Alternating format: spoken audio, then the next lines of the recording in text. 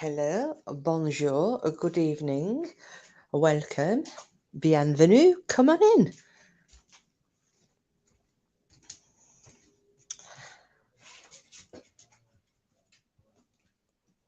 I am just, don't know if you can hear me. I'm going for a different approach this time, which is rather than sitting down when I start my live, which then usually results in Cooper running around with a toy and squeaking it and jumping on and off me, I have decided to start my live while I'm on the move in the hopes that it will stop him from barking.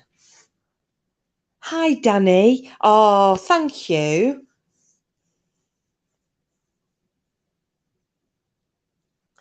It's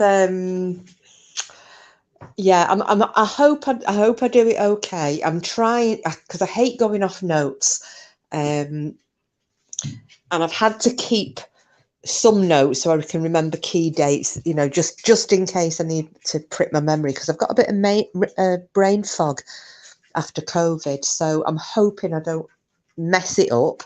We'll see. Hey, Green Eyes. Oh, we've missed you, babe. I was hoping you were okay. Is your mum still with? I couldn't remember. Did you say she was over there for 3 months, was it? Hi, Frida. Hello. I was just saying, I was trying to stop the whole Cooper. You know, normally when I log in and I say hello and the dog starts jumping around because he knows I'm speaking to people and he gets all his toys. I thought, do you know what? Why don't I try just walking slowly around the kitchen when I first start? But no, I've done that and he's following me around the kitchen with a squeak. So, you've still got loads of time then, haven't you, Green Eyes? Oh, that's great. Oh, little bit of news for you all as well. Monsieur Le Porky decided to tell me before that well, one, I said I was thinking, see if we could maybe do a ghost hunt this weekend. I have been so ill with this Campylobacter thing. It's been, I was too ill. I just couldn't have gone anywhere. It's only today I've actually managed to eat something. So that didn't come off this weekend. However, he did inform me before that when I go to Scotland with my best friend, as I always do every year for a week, he's going to do his first ghost hunt then. He said he might even do it live. So that will be the week. I go away on the 25th of June. That's Saturday for a week. So I don't know when, but he said that's when he's thinking of. I don't know what day, but he's thinking of doing definitely a ghost hunt. Hopefully alive if he can wangle it. So that was just to let you all know. It's just been a nightmare, with him having because he's working nights, and obviously nighttime is the time when you want to go for a ghosty hunt. So.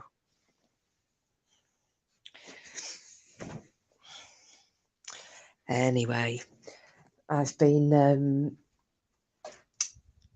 refreshing my memory for most of the day with all my my information on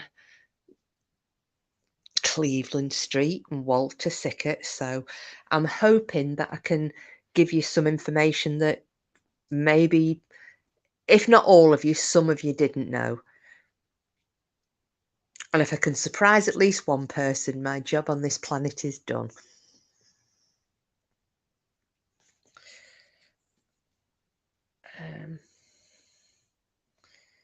You've a better memory than me, Frida. You remembered that she said her mum would be with you till July. Yeah, and I knew I could kind of remember saying it was like 3 months, but I then kind of forgot when she arrived. And yeah, but like I said, brain fog. It's not great. Hiya, Mrs. Mercury, love. Sorry I didn't see you sneak in there, chicken. Hope you're well. Hope you've got the little munchkins down to sleep.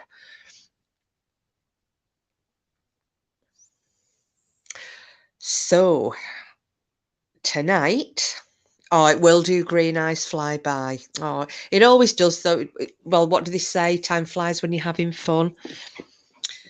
So, so what I'm going to do tonight is, as you all know, well, once we've done our meet and greet till about 1:45, I am covering Cleveland Street and Walter Sickert and my theory on who I think Jack the Ripper is and why.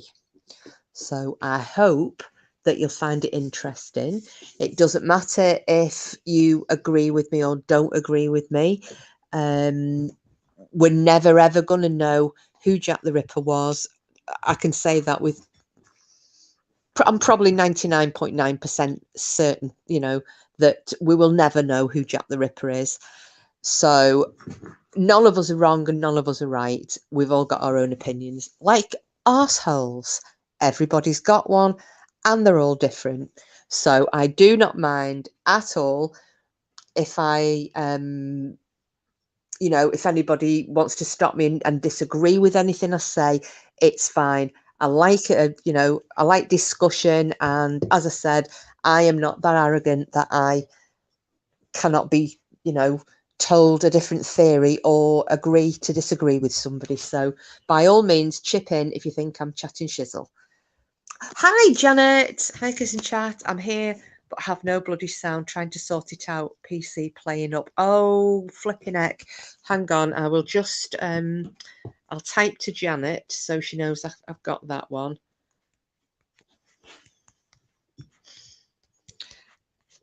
Me and me multitasking. Flipping heck. It's no good. Cooper, don't start.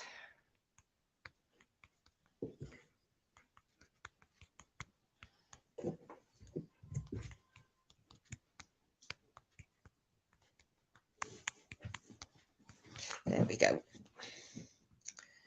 Right, we've done it. Oh, you're in bed. Oh, you're watching the Care Bears. I'm having to watch stuff like that with my grandson. Oh no. Rosie and Jim. Oh, I remember Rosie and Jim. Do you know what I loved? The Moomins. I don't know if they're still around actually.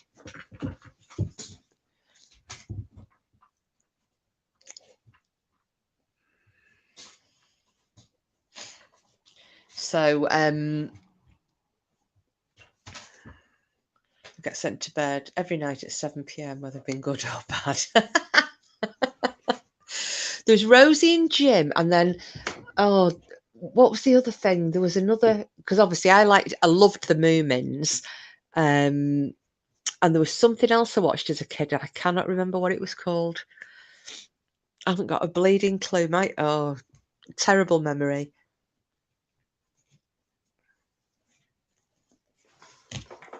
Now, anybody who wasn't around for previous Jack the Ripper chats or the live that we did with Bat. Hiya, Simples, love. Welcome. Come on in. Grab a seat. Put your feet up.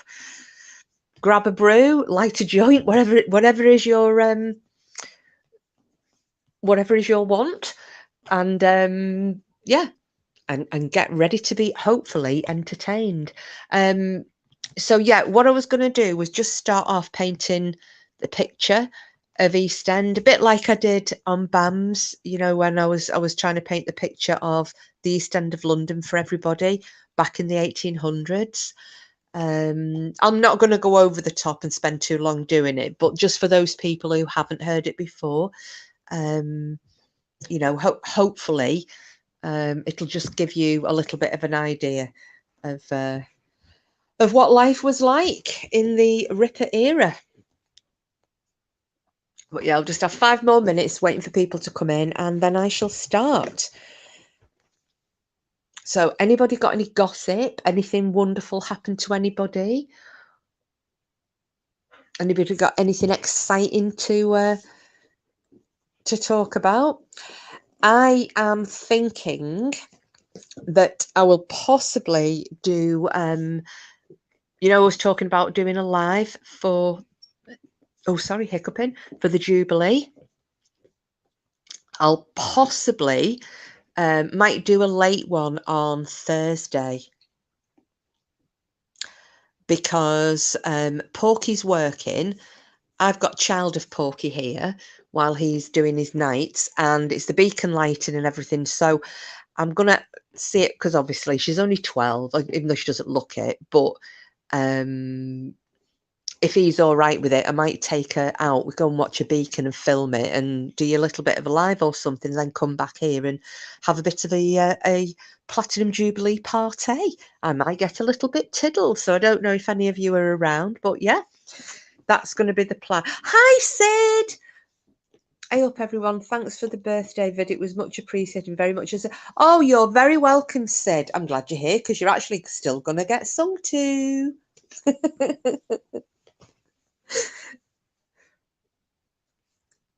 No, I know you were having a bit of a, it was a bit of a double-edged sword for you yesterday, love, wasn't it? A bit of a shitty day and also your birthday. So yeah, we wanted to make you smile. So I'll make you cry now because here it comes just before I start on the Jack the Ripper stuff. Are you ready? Now, what style shall I do this in for Sid? I'm going to sing him happy, but oh yes, you know it's coming. I do it for all of you. All my YouTube family get it. I'm thinking I was going to try punk, but I don't really know. I think I'd better just leave it as it was. Oh, punk. Oh, my God. Oh, there's the portlet. Hi, Lil. Happy birthday, Sid. So just while the little mini-me's in, we just watch our P's and Q's for a little bit. Marilyn, the crew. Oh, do you know, I'm going to go Marilyn. Yeah, Marilyn's a good call, Mrs. M. Okay. Let's have a go. Happy birthday to you. Happy birthday to you. Happy birthday, Sid Vicious. Cooper, you got that. You ruined it. Happy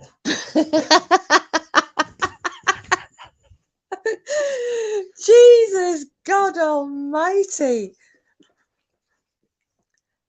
Happy birthday to you. There you go. It wasn't Marilyn Manson. It was Monroe. You didn't specify, so there we have it.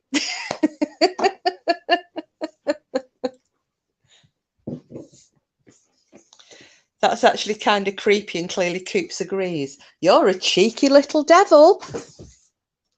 Just remember who cooks your tea when you're here.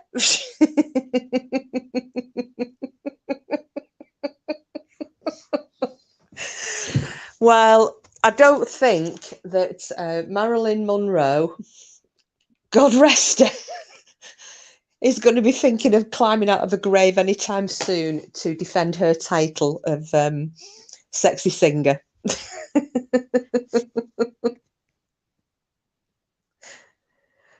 Oh dear me, Cooper's singing too. Yeah, Cooper was trying to shut me up. Mrs. Maker says, hi, pork lick. Danny's laughing. I don't blame you, love. Well, I am laughing at myself. Marilyn Monroe vibes. I'm channeling me inner Marilyn. Channeling. Oh, did you think it was all right? Sorry, I was trying not to laugh.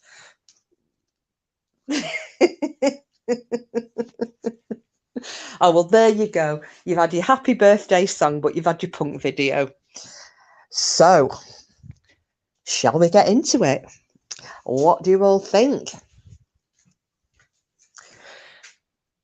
I'm thinking I shall start. So, thank you all for being here, especially those people who are on completely different continents, such as, sorry, before I start, here she goes.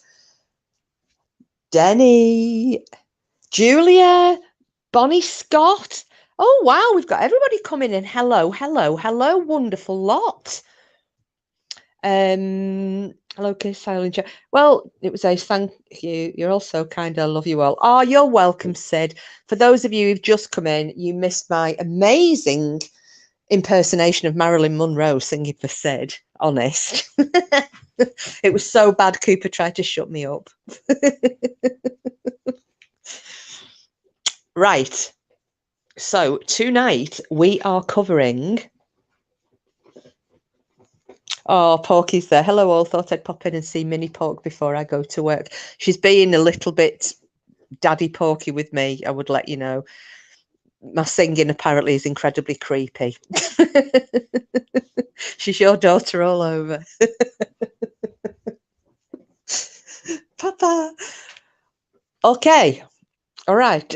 Here we go. Oh, Julia in. Oh, where's Julia? Oh, have I missed Julia? Hang on.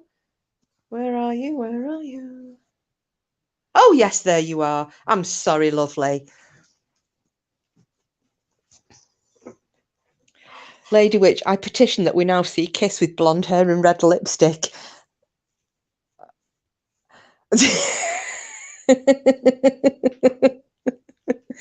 Have you seen this little cheeky monkey? I don't know what it was, but it scared me, Dad.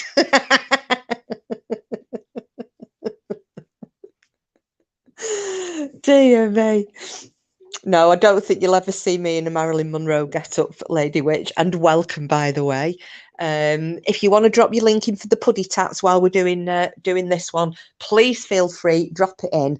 And yeah, and anybody, if you can help out with Lady Witch with the puddy tats and helping to get them inoculated, spayed, neutered, feeding, toys, beds, litter, whatever. Every little helps, muchly appreciated. Okay, so here we go. I'm going to paint the picture before I get into it. And hopefully you all or most of you saw the little preview that I did. Porky, sorry, I'll just butt in there. Porky just said, PP live coming soon, by the way. When we first started, so while there are 16 people in chat, I'll just let you all know, Porky has informed me earlier that he is probably going to do his first paranormal night. If he can make it alive, he will. That's, I think, what he's hoping for at the moment, but he is going to go out and do a ghost hunt when I'm away in Scotland with my best friend. So you won't be getting to see me running around screaming, but he is going to be doing that for you all. So we'll make sure that you've plenty of advanced warning. Oh yeah, Green Eyes can't wait. Frida's looking forward to it. Oh, Lady Witch has put the Lady Witch has put her link there, so I'm just going to pop that at the top of the screen so everybody can see it. Oh, there you go. Everybody's looking forward to it.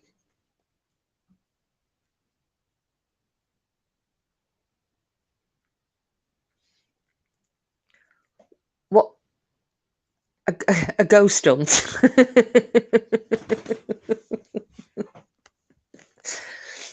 I think it's what people do at Man United, isn't it, Sid?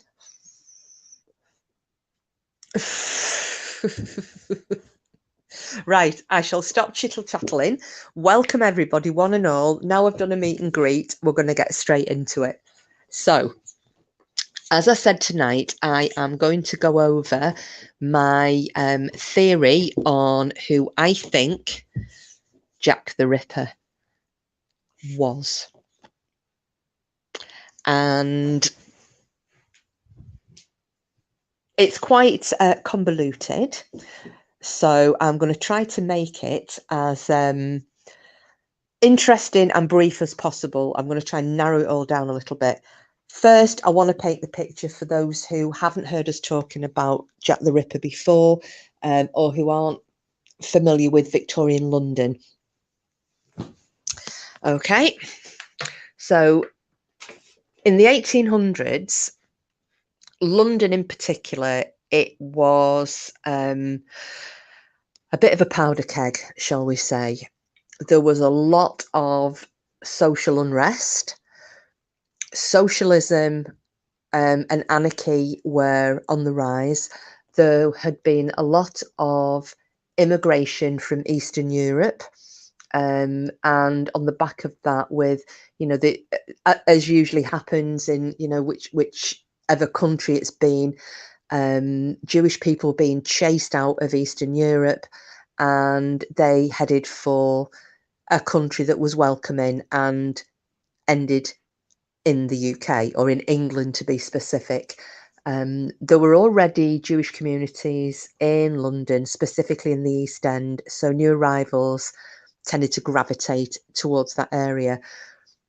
With the Jewish immigration also came some of the less desirable population, which were the real anarchists and hardline socialist stroke communists, the forerunners. And they came and they brought their ideologies with them. And because they were settling in such a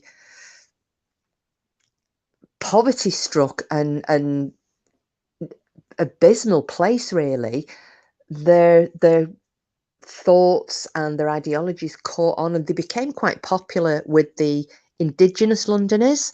So there was a very willing audience there for the thoughts. So as you can imagine, in that it was a really destitute, low area of the country, probably one of, if not the worst areas in the whole of England.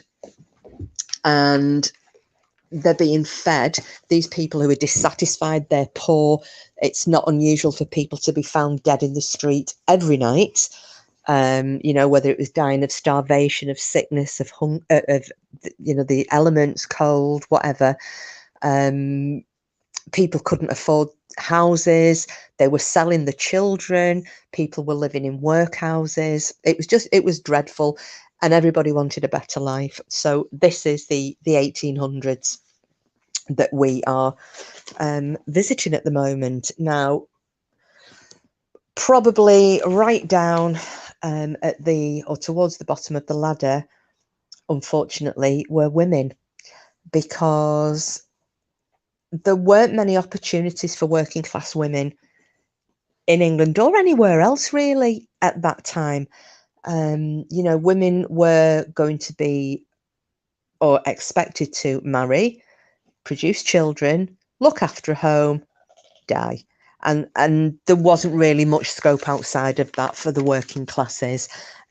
Some may become nuns, and they would then go and live in a religious community. Some of them, if they were educated above the age of 12 years old, if at all, may find a job in a job in a shop, a florist, a tea room. They might even, if they looked respectable enough, may find employment in a posh house as a scullery maid, a lady's maid, a kitchen maid. But it didn't really extend much beyond that for women.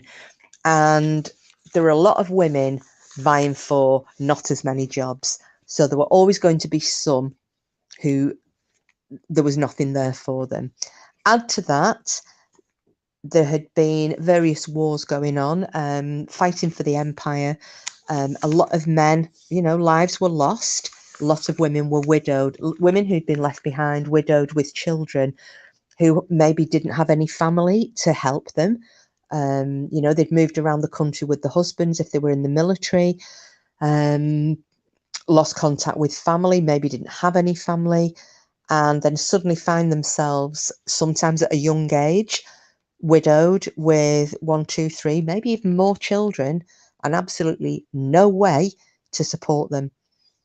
And the options, as I said, were very few and far between. You could potentially go into a workhouse, which was one step up from, putting yourself in the worst jail possible, because you were treated like a skivvy, or a slave. You were treated badly. The living conditions were awful. They treated you dreadfully. If you managed to get out of them, there wasn't a lot, there weren't many options available even then. It was a real last resort. This was if you could get in, because you usually had to be able to prove some sort of a connection to the parish workhouse that you were applying to gain entry to. Well, London being London, a lot of people came from outside of the borough. They came from the countryside. They might have come from other countries. They had no connections to those parishes. Even if they'd lived there for 10 years, they hadn't been born there. They hadn't been married there. They didn't, the children. So they had no hope. And, the different workhouse authorities would just pass people on and on and on. No, you can't come here, try this workhouse, try that workhouse. And usually by the time that they had exhausted all their opportunities, the only opportunity left to them was the age-old profession of prostitution. And at that time in London, there were approximately, these were the ones that we know of, there were, that we know of, 80,000 prostitutes towards the end of the 1800s just in London. Now, if you think about, for one city, that is a hell of a lot of prostitutes. There was also, the one thing they didn't want to do was to get picked up off the street. And it's the same as it is today. Prostitutes are not allowed to approach a customer, because that's soliciting. The customer could approach the prostitute, but the prostitute couldn't approach the customer. So the prostitutes in London had to keep walking. And I watched a programme which was quite interesting, that there's a church in the centre of London. It's a largish church, but basically every night there would be upwards of 200 prostitutes walking round the outside of the church, like in a parade, just waiting for gentlemen to come up and tap them on the shoulder and ask them would they like some business, because then they were not breaking the law. And I found that fascinating. I thought, oh my goodness, up to 200 just walking round and round and round the outside of this church all night in the hopes that they could pick a customer up without drawing the attention of the police. Now, most people could not afford a room, a permanent lodging. You had to be, well, comparatively speaking, you had to be fairly stably employed in order to afford permanent accommodation. So most people took accommodation on a night by night basis. And I'm just going to show you an example of how hard it was for working girls back then, because a bed, so this is one bed in a large room. So you could say, imagine a church hall filled with tiny little cots, basically sleeping cots for adults, and it's filled with them. Now, the bedding wouldn't have been changed or washed. It was one after another of people who had nowhere to clean themselves, bear in mind, people who had disease. So you talking people with syphilis, people with scabies, people with tuberculosis, cholera, dysentery, typhoid, you name it. People had all of these diseases and they were sleeping in these beds, and then the next night someone else would sleep on those bed sheets. Okay, and for that, for the luxury of that, you paid the grand price of 4p.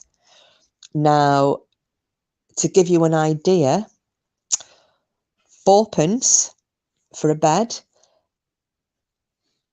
that was 4 customers a working girl had to find, because it was a penny a go.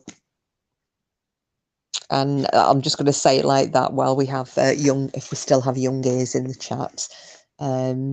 If we do, just pipe up and let me know you're still here. If not, I can use some different terminology, but hopefully you all know what I mean.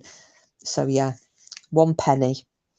That's how cheap life was back in the 1800s. Right, so I'm just going to have a little look at chat for a second before I get on with the next part of it. Might be controversial, but I think it's about time prostitution.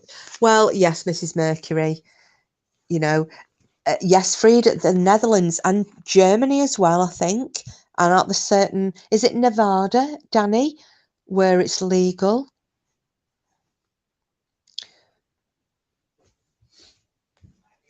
So, yeah, and from what I understand, especially in like in Germany, in Holland, they have to undergo quite rigorous health tests and so on, and they're in a safe environment.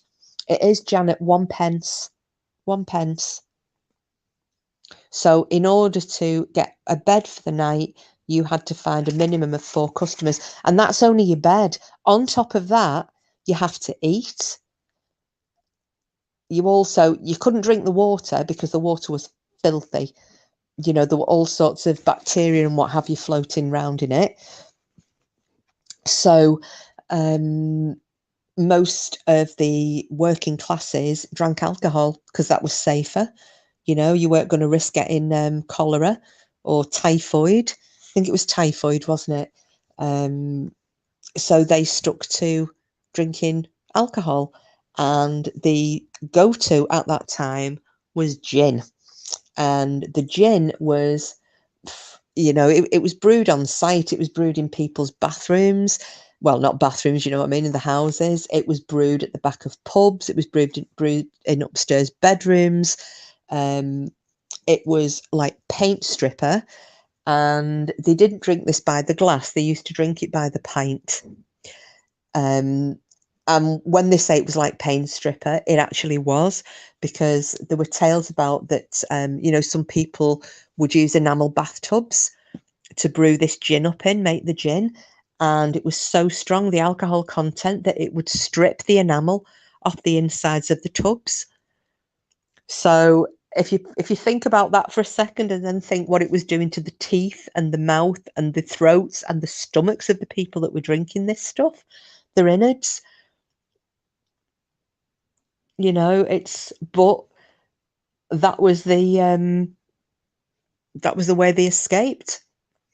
So yeah, very, very, very hard times. So as I was talking about the state of things, so you can imagine, there are a lot of disgruntled people. Now, men had a lot more options than women did. There were the docks, the boats coming in from all over the world into the docks in London. There were a lot of tanneries throughout London. There were, the coal merchants. There were all sorts of male-oriented professions, but very few female ones, because, as we all know, it was at a time when it was not common or popular or acceptable for women to work. No, Janet, I think it's, well, I don't know actually. It could be, but I thought it was because the juniper berry could actually induce a miscarriage.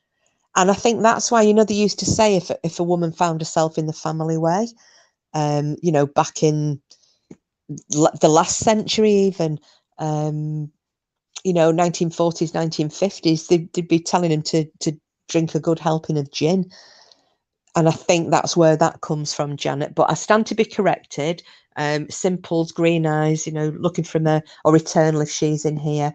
Maybe they can confirm that with their medical backgrounds. But that's the way I understood it anyway.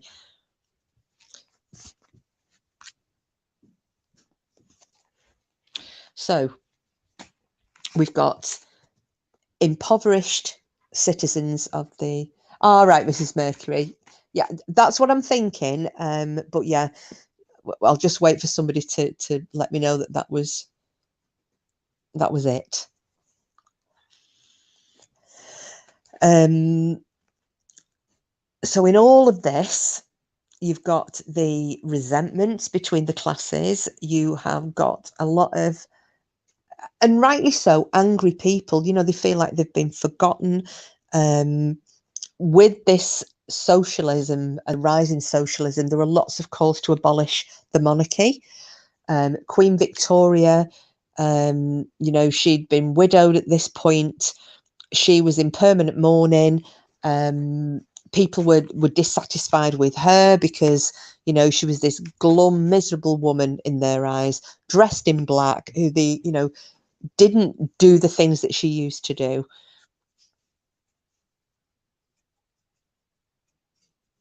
Yes, Julia, is Gin, Mother's Ruin. 4 women of the shite end of the stick from the beginning of time. Absolutely, Mrs. Mercury, but we'll come back into our own soon enough, love.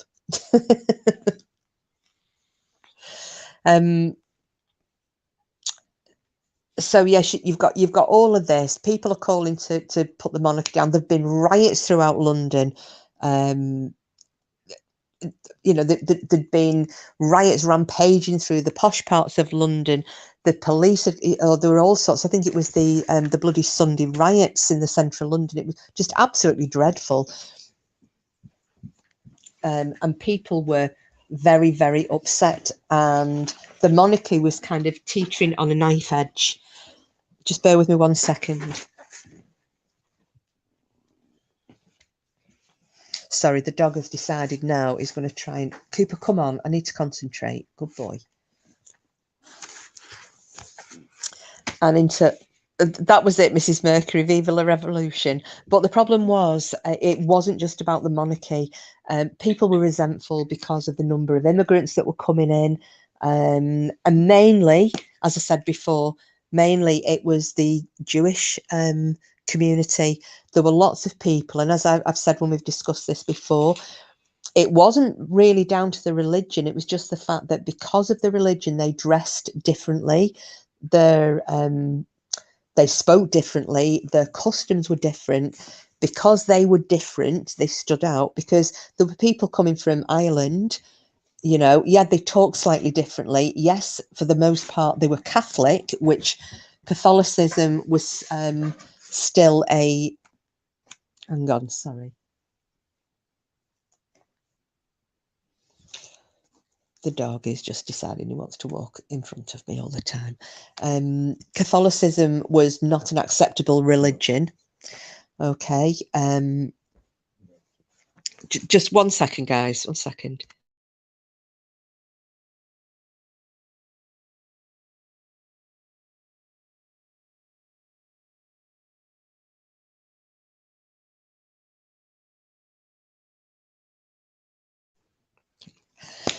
Okay, hopefully the dog will stay where he is. Right, so obviously then you've got due to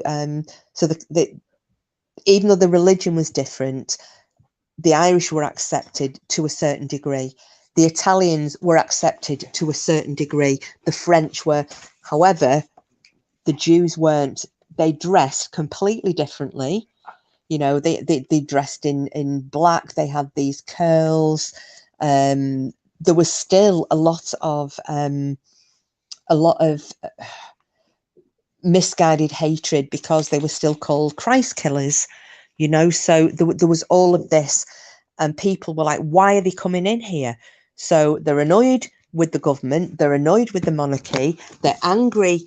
There are people there that they see taking their jobs, taking their homes, and things were just about ready to blow over and boil. It was not just Orthodox, Mrs. Mercury. It was any. It was any at all, and it was just because there was, because of the state of unrest in London at that time, and mostly right throughout the British Isles, but mainly London, and specifically the East End.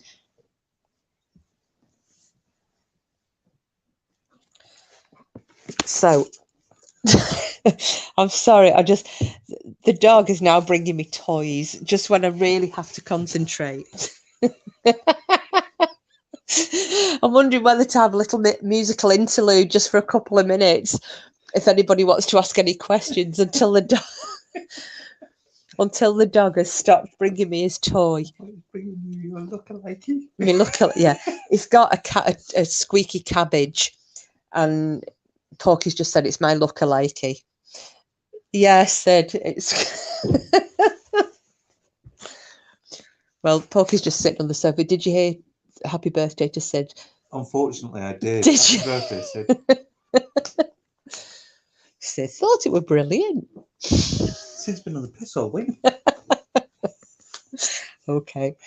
Okay. Anyway, a guy brought it into work once, had a sip. It was very strong. Oh, yeah, about poutine. Oh.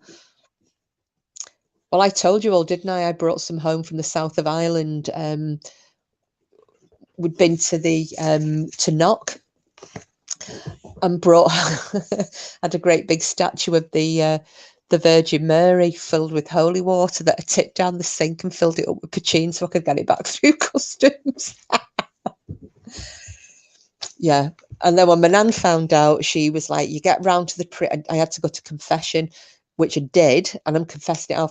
He was an Irish priest, Father Kelly, and I'm confessing it to him, and he's like, all right, you know, there's 3 Our Father and 2 Hail Marys, and would you happen to have any of the poutine left, would you? I'm like, yeah, well bring it round here. I know, Mrs. Mercury, I was an out-and-out heathen.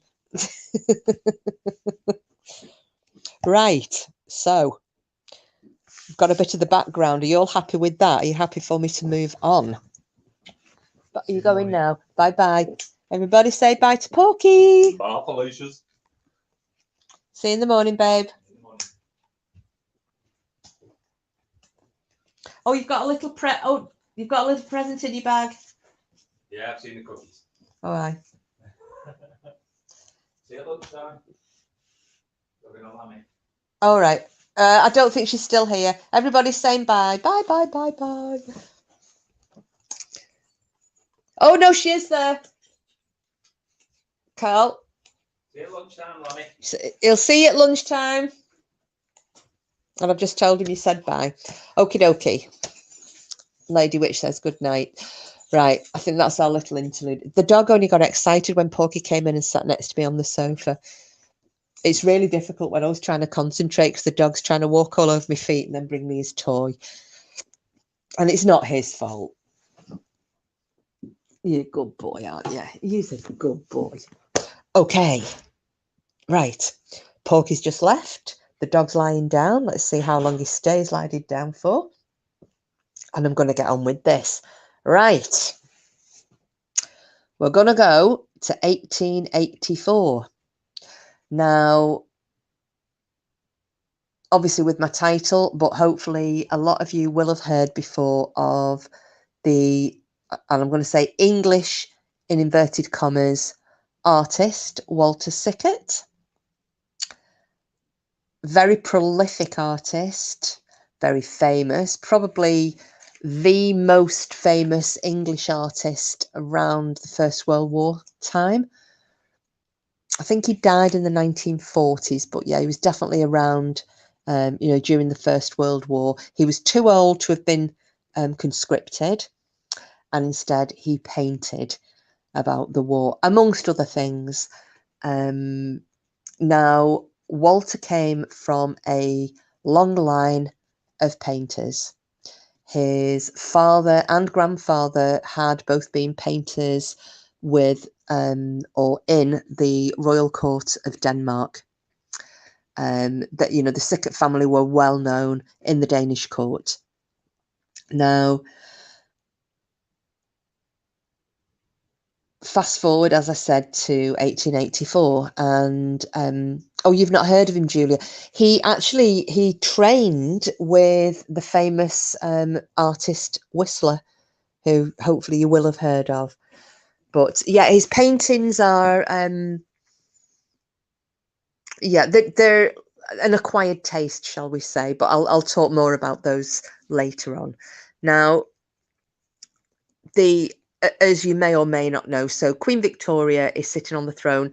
Her son, next in line, is married to Princess Alexandra of Denmark. So she was a Danish princess. Now, Walter Sickert, when he arrived in London, went along to the court and introduced himself and was very warmly received by Princess Alexandra. And Walter was forever the chap who was wanting to ingratiate himself with the movers and shakers and the high and mighty of the land. So he would, he was quite happy to ingratiate himself with the princess on the basis of, his previous familial connections. Now, what Walter had done when he arrived in London was, he didn't have a lot of money, so he had to find quite cheap lodgings, but he was, for all intents and purposes, he might have not been very wealthy, but he was a gentleman, and he took some quite cheap but spacious lodgings in a place called Cleveland Street in the centre of London. Now, obviously, when he went along to the courts, and Princess Alexandra saw an opportunity here because her own son, so it was Prince Edward Albert Victor, Prince Eddie, he was now second in line to the throne. And thank you, Frida. Thank you, anybody who gives me a thumbs up. But don't worry if not, I don't mind at all. I'm just glad you're all here. And if you enjoy it, that's the main thing. Yes, Lady Witch, and he's done quite a lot of, shall we say, very murky paintings with a lot of symbolism in them. It's very, very interesting, very dark when you look at Walter Sickert's, some of his paintings from that particular, I think it was like the Venice era, wasn't it? I should have actually written more about his paintings, but yeah, we will touch on those in a little while.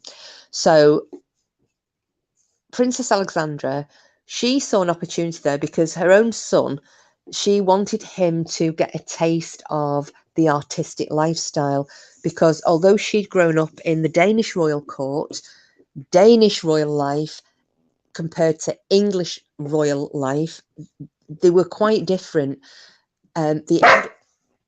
Stop the dog again. Stop it. The English court was, in comparison, very stuffy. It was stifling. She just felt that her son needed an opportunity to expand his horizons, to to show a little bit of artistic flair, just to be himself, just have the opportunity to do something other than be stifled by this rigid family, which she thought once he's king, which will happen eventually, all opportunities gone. So she spoke about this to Walter Sickert, and she said, along the lines of, would you please just show him that, the life that only an artist can show to him, can you take him to the places that you go to and meet the people that you meet, and, let him explore his artistic side, because she was an artistic lady, and she was hoping that some of her ability and love of art had passed on to her son. And Walter, ever the eager beaver and always happy to, as I said, ingratiate himself and curry favour, said absolutely yes, not a problem.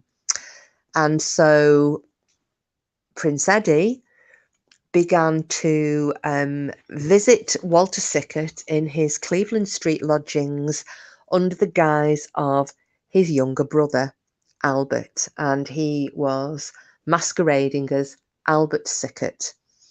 He started to take some painting lessons from Walter, and he would go into the local taverns with Walter and sit and observe the life. And because, as I said, although Walter was a gentleman, as an artist, he did appreciate the seedier side of life.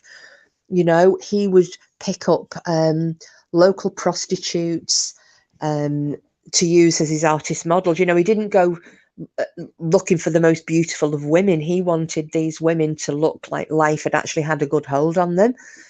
So a lot of the time he used the local prostitutes. He'd see them in the bars, or the pubs, should I say, or the taverns. Most of the time the worse for wear, because they'd been drinking pints of gin. And he'd, you know, offer them a few bob to come up and pose for him. And it wasn't, you know, I'm not talking naked posing. It was, you know, just posing. So he'd already been to France, and he had worked around the Moulin Rouge. He'd spent a lot of time there with the artists, the singers, the dancers, you know, the prostitutes, the street peddlers, the musicians, other artists. Very bohemian guy. So he carried this love of the, I suppose, what the upper classes would call the working class grotesque. But Walter loved it. He loved it. He thrived on it. And he was sharing that love and that fascination with Prince Eddie, or AKA his younger brother, Albert Sickert. Now, across the road from Walter's lodging house was a sweet shop, toffee shop. And in this shop, there was a working class lady, young lady, and her name was Annie Elizabeth Crook. And she'd already worked as, Walter was quite fond of her, not in a you know, a romantic way, but he was quite fond of her. She'd modelled for him before. She was a shop assistant. She also, as a lot of working class women did then, which you might be quite surprised at, it wasn't unknown for quite respectable working class women, such as, we're going to say, said Annie Elizabeth Crook at the time. You know, if she had a bill to pay, she might have turned a trick or two, but it wasn't a permanent thing. You know, it was just, oh, I've got this bill to pay, or I need a new frock, or this hat needs you know, a new bit of trim on it. What can I do? Oh, well, I'll just go and stand on the street. So because they weren't doing it on a permanent basis, they weren't kind of classed by society as prostitutes, nor did they class themselves as prostitutes. It was a really weird setup. You know, it was only those women who had absolutely plummeted to the depths of, you know, there was probably never going to be any coming back from, were the ones that they classed as prostitutes. And even then, the word prostitute, they didn't want to use it. You know, they called them unfortunates. So in Victorian London, and Victorian England, I should say, there were absolutely no prostitutes. They were all unfortunates. Go figure. So anyway, Annie and Walter had formed this friendship over time, with her modelling for him and what have you. And, you know, and she'd come over and they'd go over to the shop, and he'd take his, in inverted commas, younger brother with him. And she, the way you can describe Annie is that she was not beautiful. You know, and I don't mean that in a cruel way. She wasn't a stunner or a head turner. You know, she had quite masculine features, to be fair, you know, heavy features, but by all accounts, she was incredibly witty and vivacious. And maybe this was what it was, but Prince Eddie also took a shine to her.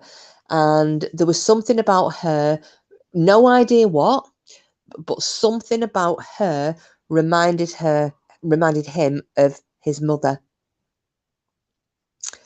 And they started a little bit of an affair, and this then developed into love. Now, this bit, interesting use of the word, yes, unfortunates, Danny, yeah. And if anybody, just as a little aside there before I go any further with this, have any of you watched the film From Hell? And it is with that wonderful guy, Johnny Depp. Come on, Johnny. Johnny Depp plays the chief investigator, who was Frederick Aberline, real character, who was on the hunt for Jack the Ripper. And in that, Heather Graham plays Mary Jane Kelly, and she makes a quote, just going back to what Danny's just said then, and she's basically having a bit of a hissy fit about the fact that, you know, there aren't any prostitutes in England, just a hell of a lot of unfortunate women.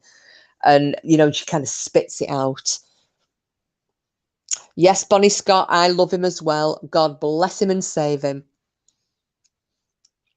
He's brilliant in that film. I love it. Absolutely love it. So, yeah, this little bit now was... there's a bit of controversy over this. Some people claim to have been able to find paperwork that documents it. I'm not so sure. However, word is that the younger brother of Walter Sickert, Albert, went along to St Saviour's Chapel in Whitechapel and married the lady Annie Elizabeth Crook. Now, that was in 1884.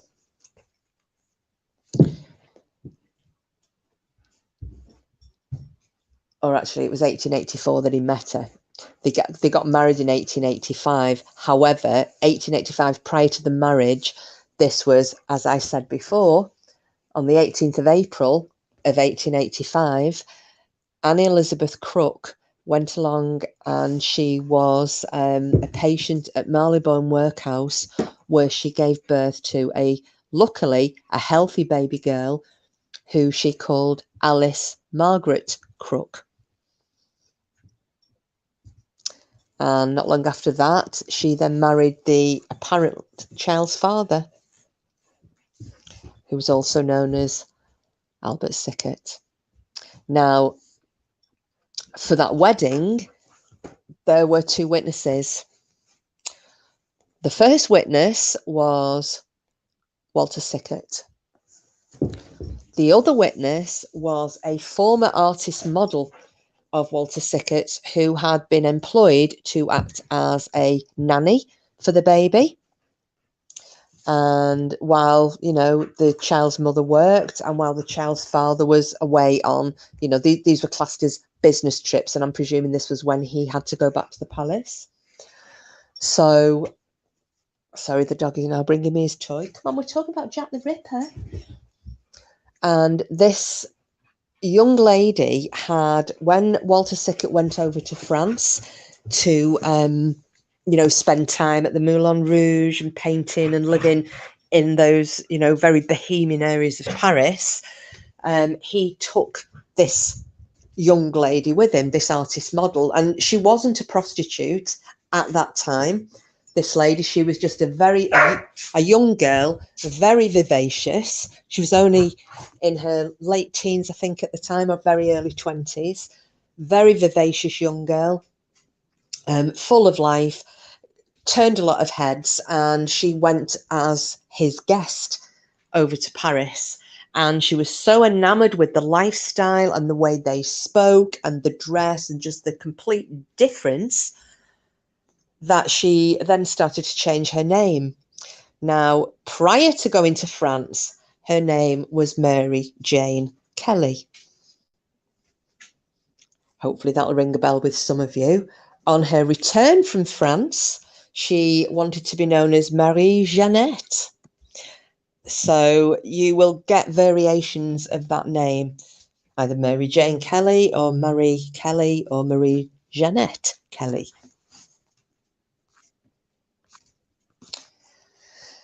So hopefully you see a connection there already.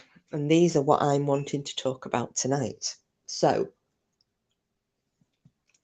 before I go any further, if you want to ask anything, if you want to bring anything up, just pop it in the chat. I'll just have a little stop for a couple of minutes because I'm trying not to watch the chat tonight so that I don't, even though the dog keeps distracting me, I'm just trying to plow on through.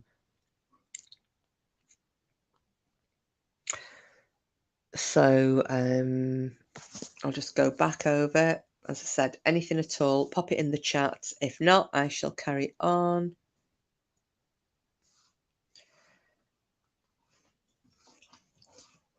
Oh, I seem to have done okay so far.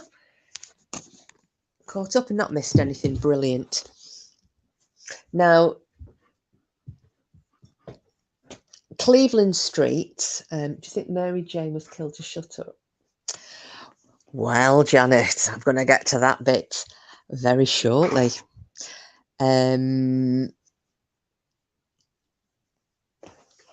Yeah, very, very, very shortly. Very shortly. So, oh, sorry, and here's the dog again.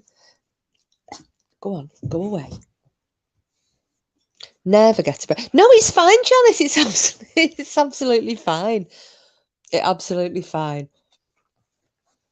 There is a reason. There is a reason. Now, one of the things that is incorrect is that people claim that Annie Elizabeth Crook was a Catholic, and that this was what the real issue was, you know, when it started to come to light what had happened, the fact that, you know, the basically second in line to the throne had married a Catholic girl. Well, he actually hadn't. The issues were, one, he was under 25, and at that time you needed permission to marry. He also, not only was he under 25, he was also you know, eventual heir to the throne, and you could not marry without the express permission of the Queen. I mean, even now, when, you know, members of the royal family go to, you know, especially the heir or those very close to the crown, they still have to go and they formally ask, you know, the Queen for her permission to marry. And it is just a formality now. And even if she said no, you know, they probably, it's like with Harry and Meghan. If Queen Elizabeth had said no when Harry went along and said, I'm wanting to marry this woman, I just want your permission. If the Queen had said no, Harry would have probably gone, yeah, well, I'm going to do it anyway. I'd like to think he wouldn't, but, you know, I think he probably would have said whatever. But back then, absolutely not. No, you did not go against the Queen or King. You did what they said, and he would not, absolutely not, have been granted permission to marry that woman. Now, apparently, she was, I think, Presbyterian. She definitely wasn't a Catholic, though. So, if you hear the story about, you know, apparently there's been a child fathered on a Catholic woman, that's not correct, because she has been found on the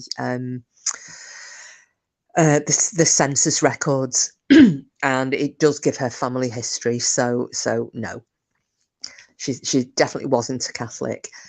So we can take that little bit out. Okay, so I'm going to fast forward again. So they've got married. They're all living in Cleveland Street. You've got Annie Elizabeth working at the sweet shop. You've got Prince Eddie masquerading as Albert. Whether Annie knew or not, don't know. He may have let it slip. He may not have.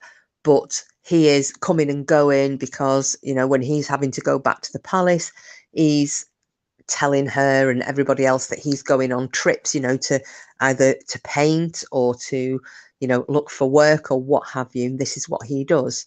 And during this time, Marie Jeanette, is looking after the little baby, Alice Margaret.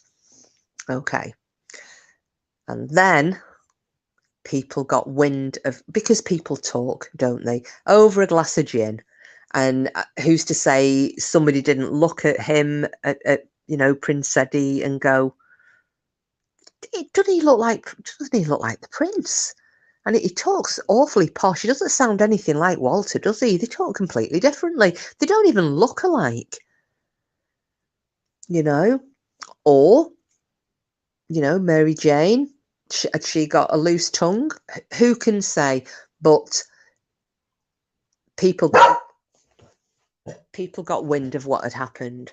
And as I said, at the time, because of all the resentment, because of the feelings against the royal family, it wouldn't have taken much to cause a full-on civil war in the UK. It would not have taken much for, you know, the Queen to have been deposed, kicked out, you know, the monarchy to be completely abolished. And the Prime Minister at the time was a chap called Lord Salisbury, and he got wind of this liaison, and it was like, shit. this needs to be stopped, and it needs to be stopped now.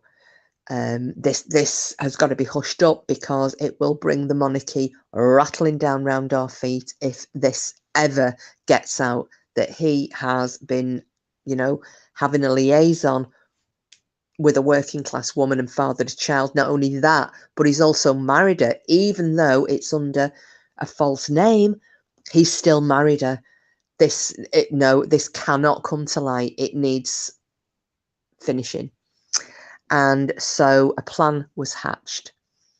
And the plan was that Annie Elizabeth would be removed, and the child would just be lost, in whether it would be in a workhouse or given to somebody as a foster child, what have you. But the child would be kind of hushed up and vanish. And I don't mean that as in murdered, no, just somewhere else. And she would be silenced. So what they arranged to do was, when Lord Salisbury had a look, he realised that the best person for this job to get her silenced would be the Queen's physician.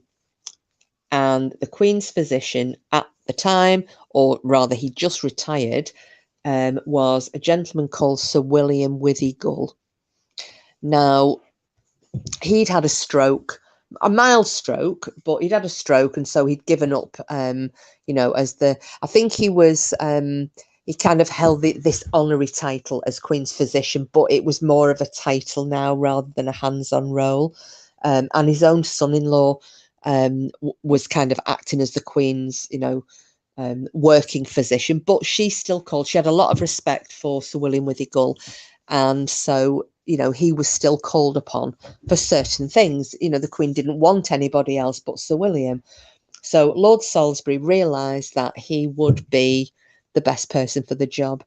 And he contacted Sir William and asked him to make arrangements to silence, shall we say, Annie Elizabeth Crook.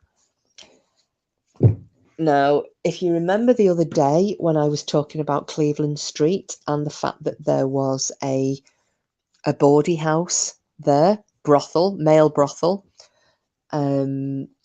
this had come to light round about the same time. There were a lot of comings and goings, literally and figuratively. There were a lot of comings and goings to this particular house. And it was found that a lot of telegraph boys, so from the post office, and telegrams were, they were run all over the city by hand. These telegram boys, they were kind of being lured into basically male prostitution, working out of this house. And there were a lot of high-ranking politicians going there. I mean, at one point, it was even rumoured that Prince Eddie was visiting there. I don't think that was the case. I think because he was seen in Cleveland Street, or somebody suspected him being in Cleveland Street, which he was, but not for that reason. He was just linked to the wrong house for the wrong reason. But there were a lot of, there were politicians, there were high-ranking Freemasons, all sorts of people were, the wealthy were visiting this male brothel. So, kill two birds with one stone. Special branch, they also became involved, and this was with the help of the I think it was the Assistant Commissioner, Sir Robert Anderson. He was the Assistant Commissioner of the Metropolitan Police at that time. And his assistance was requested and granted, and they got involved as well with Special Branch. So 2 raids were to be carried out on the same day. One raid was to be at the male brothel, and this was going to cause a massive distraction. And while there were boys, both fully clothed or otherwise, running out of the house for all intents and purposes, their lives, because don't forget, homosexuality back then, even up to fairly recent times, homosexuality was illegal in this country. And they knew that they would be sentenced to a hefty jail term if they were caught, especially if they were caught as male prostitutes, because prostitutes were low, but on the social scale, male prostitutes were even lower. So they knew they would not get a fair hearing. They would not get fair treatment. It didn't matter if they were underage and had been coerced into behaving that way or being there or whatever. They knew if they were caught, it was, their lives just would not be worth living anymore. So they knew that they would be running and scattering. So Cleveland Street, this happened. So on this particular day, there was a massive raid at this male brothel. There were police all over the place. There were carriages blocking the ends of the street. Now, at this time, Mary Jane Kelly had taken the baby Alice out for a walk. And, it was a pretty nice day, and off she'd gone wherever, whether it was the park or what have you, but she was out of the house at the time. And as the raid was going on at the other end of Cleveland Street, and all the neighbours, the shopkeepers, everybody was out watching what was going on, trying to catch a glimpse. And some of these police officers had kind of whispered in ears in the crowd, male prostitutes, homosexuals, everybody wants to have a look at what's going on now, because this is like a massive scandal. They're looking to see if there are any famous faces. They're looking to see if they know anybody who's coming out. Everybody wants to see what's going on. And while this whole commotion is going on up at that end of Cleveland Street, Special Branch do a raid on the sweet shop where Annie Crook lives. And Prince Eddie's with her. They burst into the house. He is bundled off in a carriage and returned to the palace. And Annie is put into a carriage and taken off to a mental hospital. Unfortunately, I didn't write down the name of the hospital. I do apologise. I should have done that, and I can't remember it off the top of my head. Basically, off she was carted, where she underwent intense questioning and then some form of, whether she was lobotomized, whether it was some form of an experimental brain operation, memory loss operation, I don't know, but Sir William Withygull, and he was a great vivisectionist. He was known for it, so he would not have been averse to, carrying out some experimental surgery on anybody. He just, he didn't have those moral qualms, and basically it was to try and, I suppose, rid her mind of any memory of Prince Eddie, of the baby, of her life prior to being in this hospital. And for all intents and purposes, it worked, because for the rest of her life, Annie Elizabeth Crook spent, the remainder of her life in and out of institutions, mental asylums, living rough. She just, she did used to talk about being a princess. But these are just the ramblings of a madwoman, aren't they? Aren't they? So Mary Jane returns to Cleveland Street in the aftermath and realizes that something untoward has occurred in this property. And so she flees with this baby, because she's like, something is gone very wrong, whether she already knew at this point, I think that she did. I think she knew that this was Prince Eddie. I do, obviously, Annie Elizabeth knew. Now, Mary Jane just ran for her life with the baby. I know, Frida, dreadful, absolutely dreadful. And they found records of, her in this workhouse, out of that one. And she just spent the next, I think it was like 30 years of her life, wandering the streets, going from doss house to doss house, workhouse to workhouse, absolutely destitute. you know, and she'd gone from having a relatively respectable and comfortable life to basically being like, you know, the crazy lady with a trolley that collects cans. That was her, you know, with no memory of a life before this, probably didn't even remember that she had a child.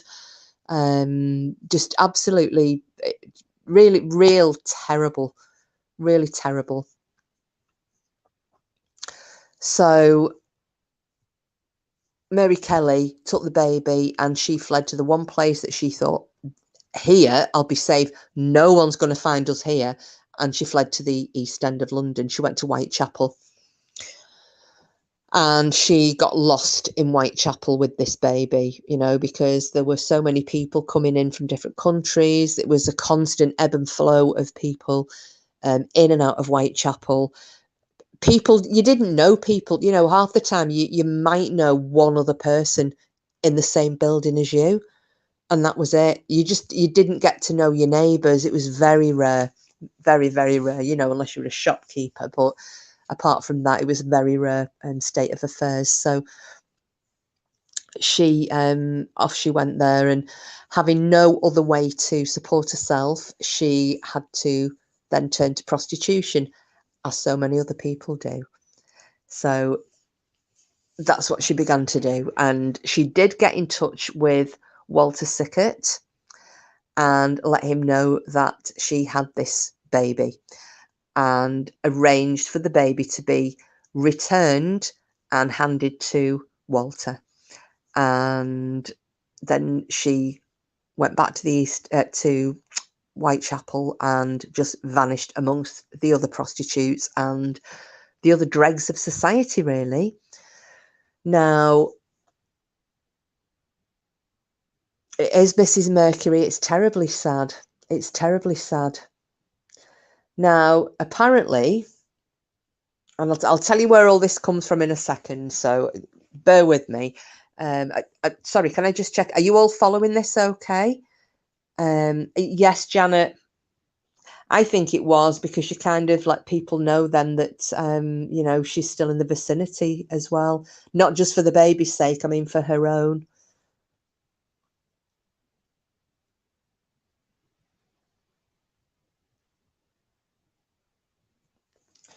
Yeah, because I'm trying to do this without me notes, and because sometimes I say things as they come into my head, and I just don't want to lose people, you know, as I'm going along, as I remember things.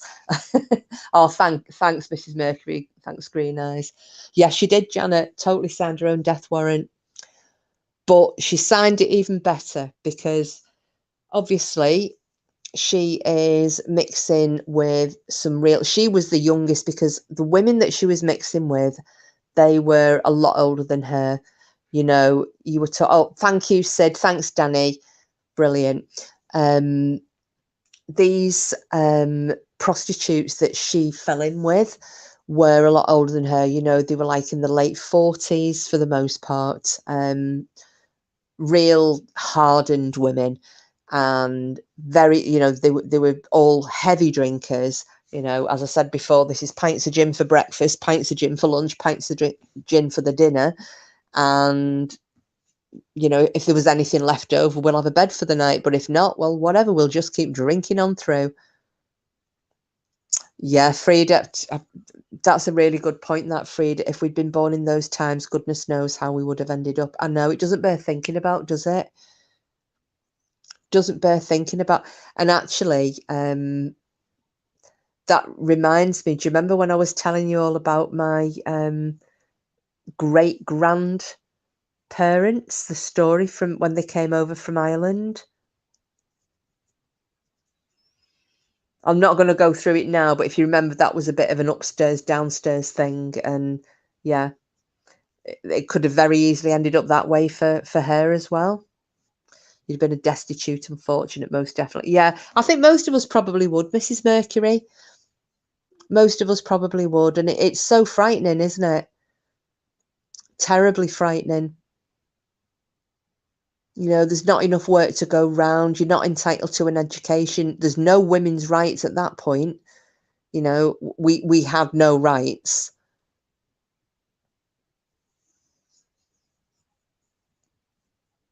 It's just, yeah, it's incredibly sad.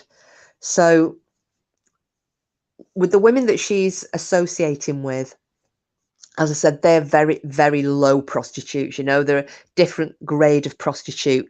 They're at the bottom. She's out of their league. You know, this is a young, at this point, she's 25 years old.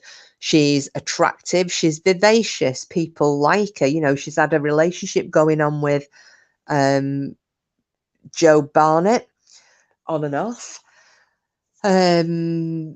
She's not at that stage that they are yet. However, they formed a bit of a friendship, and during the course of a drunken evening, she tells them what she knows.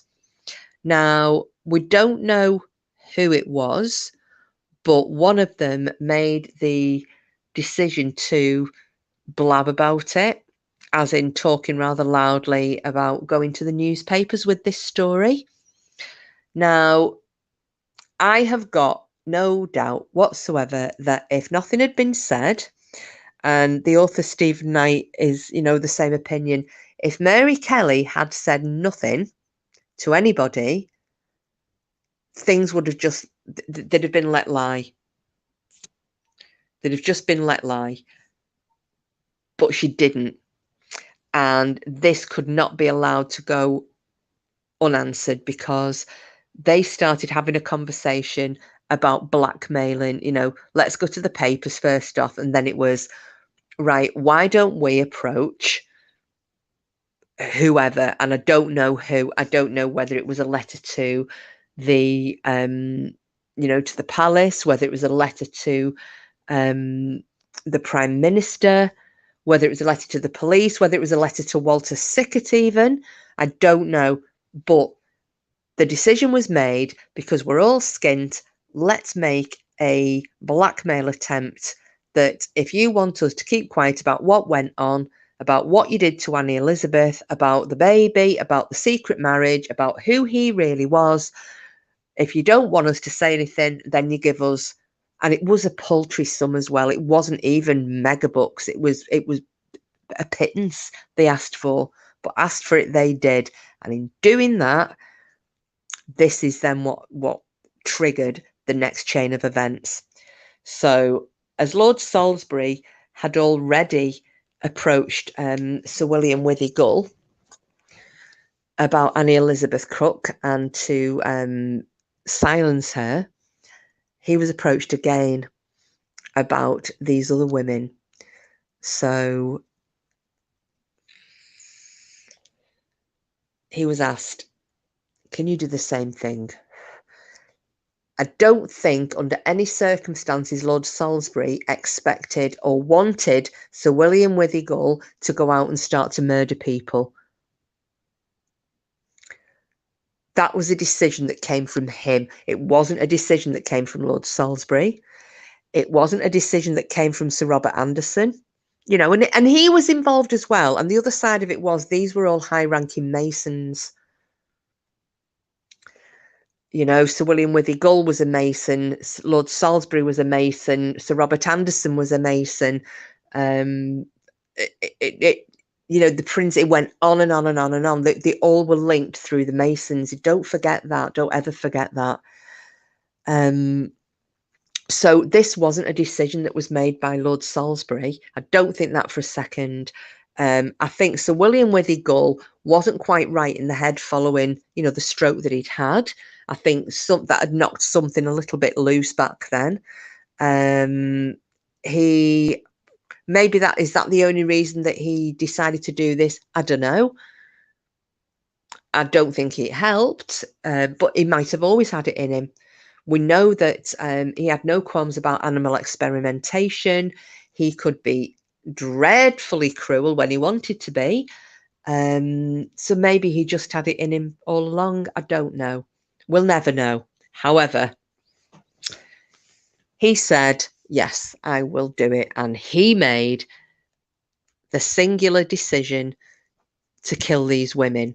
I think Lord Salisbury wanted him to do the same that he did to Annie Elizabeth Crook. However, one woman a bit deranged, coming out of a mental asylum and living on the street, chattering about a baby that's been born to the future King of England, who fathered the child on a shop girl.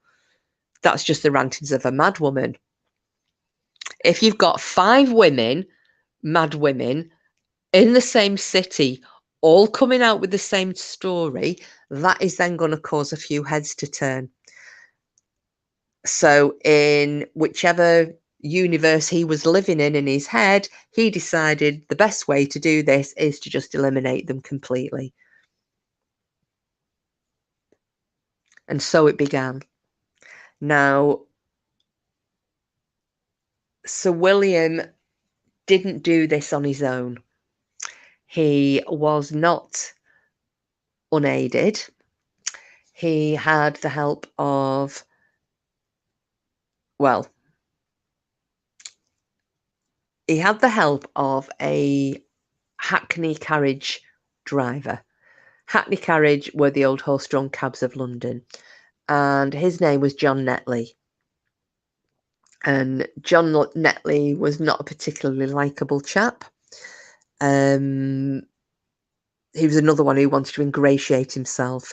Now, he would drive Sir William to and from the different murder sites, allegedly. He was also the carriage driver for Prince Eddie. When Prince Eddie would leave the palace and go off on his little jaunts with Walter Sickert, John Netley would be the carriage driver for him. So he would be picked up in a non-royal insignia laden carriage and taken off to Walter Sickert's home. So there's a bit of a connection there.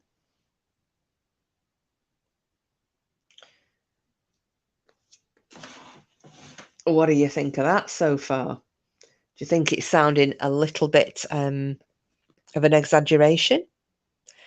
A little bit far-fetched, perhaps? And I'll tell you where this story came from. Very planned, Janet. It was planned down to the last dot, the last little dot. Everything. It was perfectly orchestrated. I'm just about to tell you, Simples. I'm just about to tell you. So, in the 1970s, there was a bit of a glut on Jack the Ripper stories and documentaries, and there were programs, and so that's why no one single person was caught. Yeah, Janet. There were there was a bit of an upsurge in, the fascination with Jack the Ripper. It was one of the anniversaries, and yeah, everybody was into it. And Stephen Knight, so he was an author. This is another weird thing that I'll tell you in a minute about him as well. So Stephen Knight was journalist, stroke author, and he was doing some research on a program about Jack the Ripper, and he was approached by an unknown source saying, have you heard about this particular theory? And mentioned the painter Walter Sickert. And when he was like, no, he was advised to contact a gentleman called Joseph Gorman. Now, if any of you end up looking at all of this, bear in mind there have been a lot of disinformation campaigns carried out. So please keep an open mind. Don't believe everything that you read on Wikipedia and Google. Okay, that's all I'm going to say at the moment before I carry on with this. A lot of debunking has gone on, and not all of it has been honest or truthful or correct.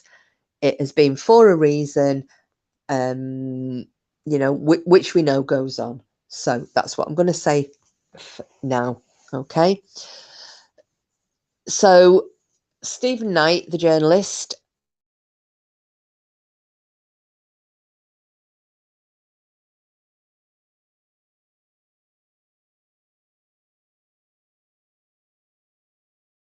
this particular story he'd heard. And Joseph Gorman was incredibly shocked and, spent his time questioning, how do you know this? And what do you know that? And why do you want to do this?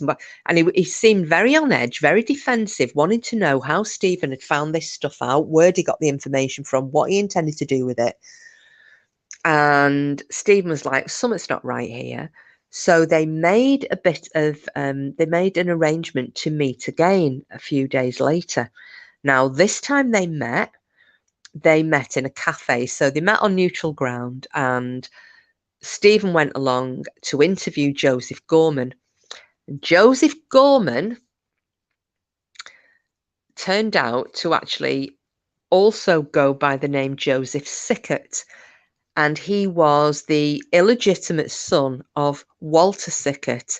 Now, I'm going to say illegitimate. He was illegitimate by Walter Sickert's long-term companion, who he never married. So it wasn't a one-nighter or a little mini affair. This was a long-term partner that he just didn't marry, and the long-term partner was considerably younger than he was. He fathered Joseph as he was getting on in years. Okay.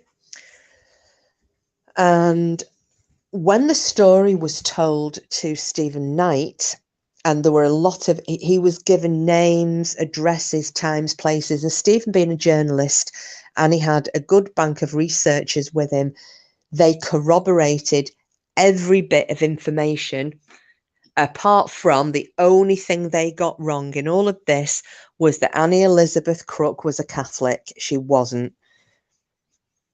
Everything else they managed to substantiate. Okay. Now, Joseph, he said that his father used to tell him the stories about the times of Jack the Ripper.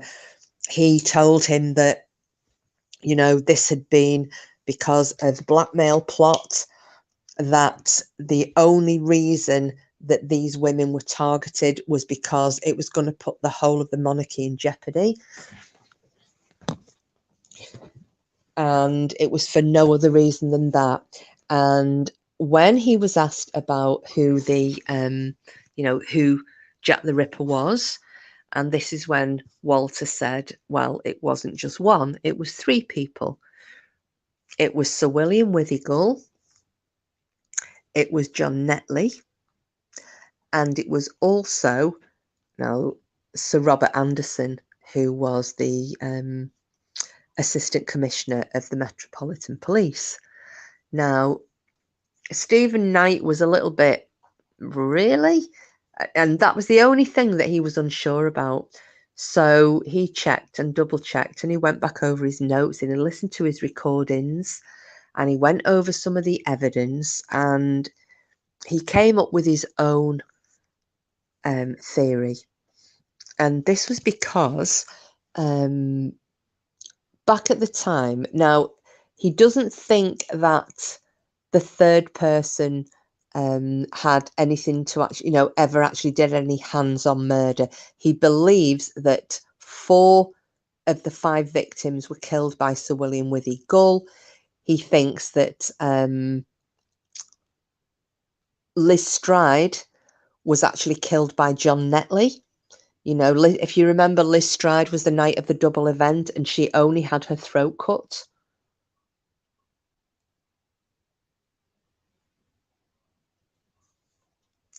And somebody happened to come across them at that time, so he thinks, or rather, that's what he said, is that 4 of the 5 were killed by Sir William Withygull, 1 was killed by Netley, and none of them were killed by Sir Robert Anderson. Well, when this got looked into, closer and closer and closer, Stephen Knight was like, something's not right here. Something isn't right, because for somebody on the outside, for somebody who was only on the periphery of these murders, Walter has got an awful lot of evidence. He's got an awful lot of information that you know, somebody who's regaling me third, fourth, or fifth hand information. It's a lot of information for him to have. And then when he looked at the behaviour of Walter Sickert in later life, because Walter suffered a series of strokes in later life as an very elderly man, and he took to, well, it's what his son called his Ripper phase. He took to stalking the East End of London, you know, at all hours of the night, dressed in what could only be described as, you know, an outfit like Jack the Ripper's, you know, with the hat and the cape and carrying the bag. And he'd do all things like that. He would spend days and days and days in these dark, terrible moods in his artist studio painting. And he always had this red neckerchief and this handkerchief tied round him. And he used to say that this was what helped him to think. And he had it tied round his neck, but this was when he was doing these series of paintings that he called the Camden Murders. Now, I don't know if any of you have ever seen them, but it's worth you looking. If you do a Google search on Walter Sickert paintings and Jack the Ripper, because he did tell his son that he had painted clues into these photographs about Jack the Ripper and the identity of Jack the Ripper. Now, so Stephen Knight is going through all of this and he's thinking, what the heck? You know, something's just not right. He found out that, you know, so you've got Walter Sickert, who is having these episodes of stalking around the East End of London, stalking around the streets of Whitechapel at all hours of the night, pretending to be Jack the Ripper. He is dressing as Jack the Ripper and trying to act out like Jack the Ripper in his studio when he's painting. Every person that he met, be it on a social level or a business level or passing in the street, he would regale them with stories about Jack the Ripper. Yes, Janet, I absolutely think he did. You know, he'd always want to talk. If he went to a dinner party, he'd be talking about Jack the Ripper. Occasionally, the stories would change a bit, but the essence of them remained the same. And it struck me, if any of you ever watch, you know, because we all, at some point, we've all liked true crime. Have any of you watched any of these, you know, like CSI or, you know, the other detective programs or movies where they say, you know, a serial killer will always want to return to the scene of the murder. You know, they'll want to watch from the sidelines. You know, they want to ingratiate themselves with the police. They'll want to insinuate the you know, get the presence or get some form of an involvement in the murder or the investigation. And he said that this is kind of smacking of Walter Sickert. He's going back to the scenes of the crime. He's reliving these crimes by going back, walking around Whitechapel at all hours of the day and night, dressing as Jack the Ripper, talking like Jack the Ripper, acting like Jack the Ripper. Yes, Simples, that's it exactly. That's it exactly. His strokes may have altered his inhibitions slightly, so he wanted to spill the beans. Yeah. And this having to talk about it to everybody. And the other thing as well was Mary Jane Kelly, don't forget, had been an artist model for him. You know, he'd lived and worked very closely with Mary Jane. She went with him to France on a trip. And she used to tell this story, don't forget, you know, while she was working as a prostitute and they were asking why she called Marie Jeanette. And she'd say, oh, she was taken to Paris by a wealthy gentleman and she'd lived there and blah, blah, blah.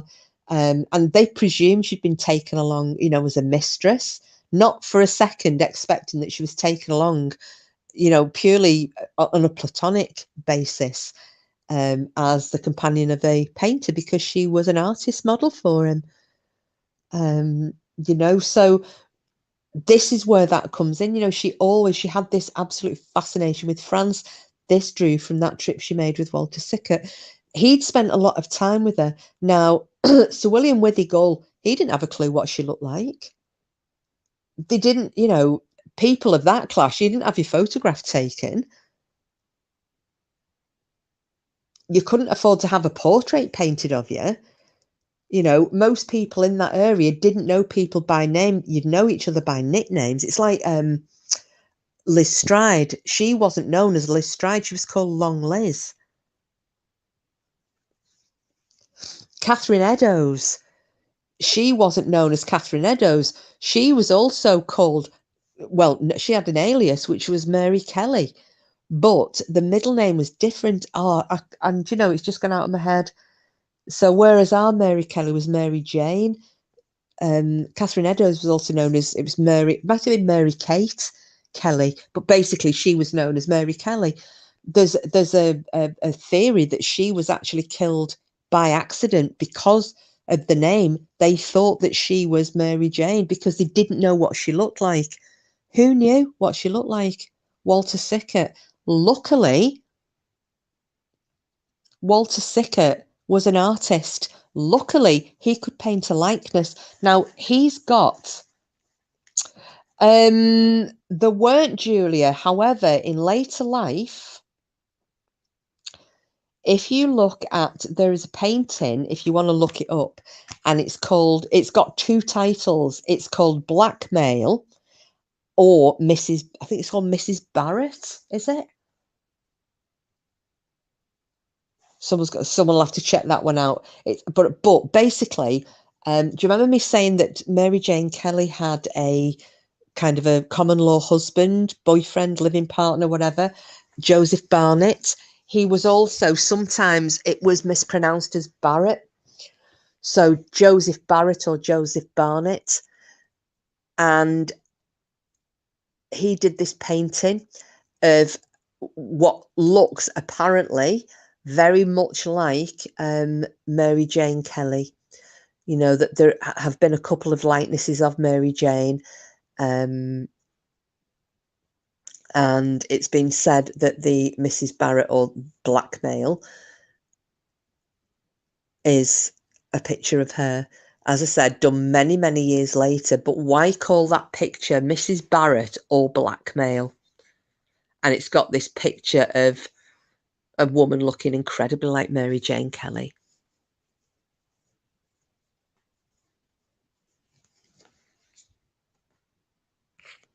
So yes, Julia, but some of them, I mean, if you look as well, there's a picture called the Hollandaise, and it's got this it looks like quite a chubby nude.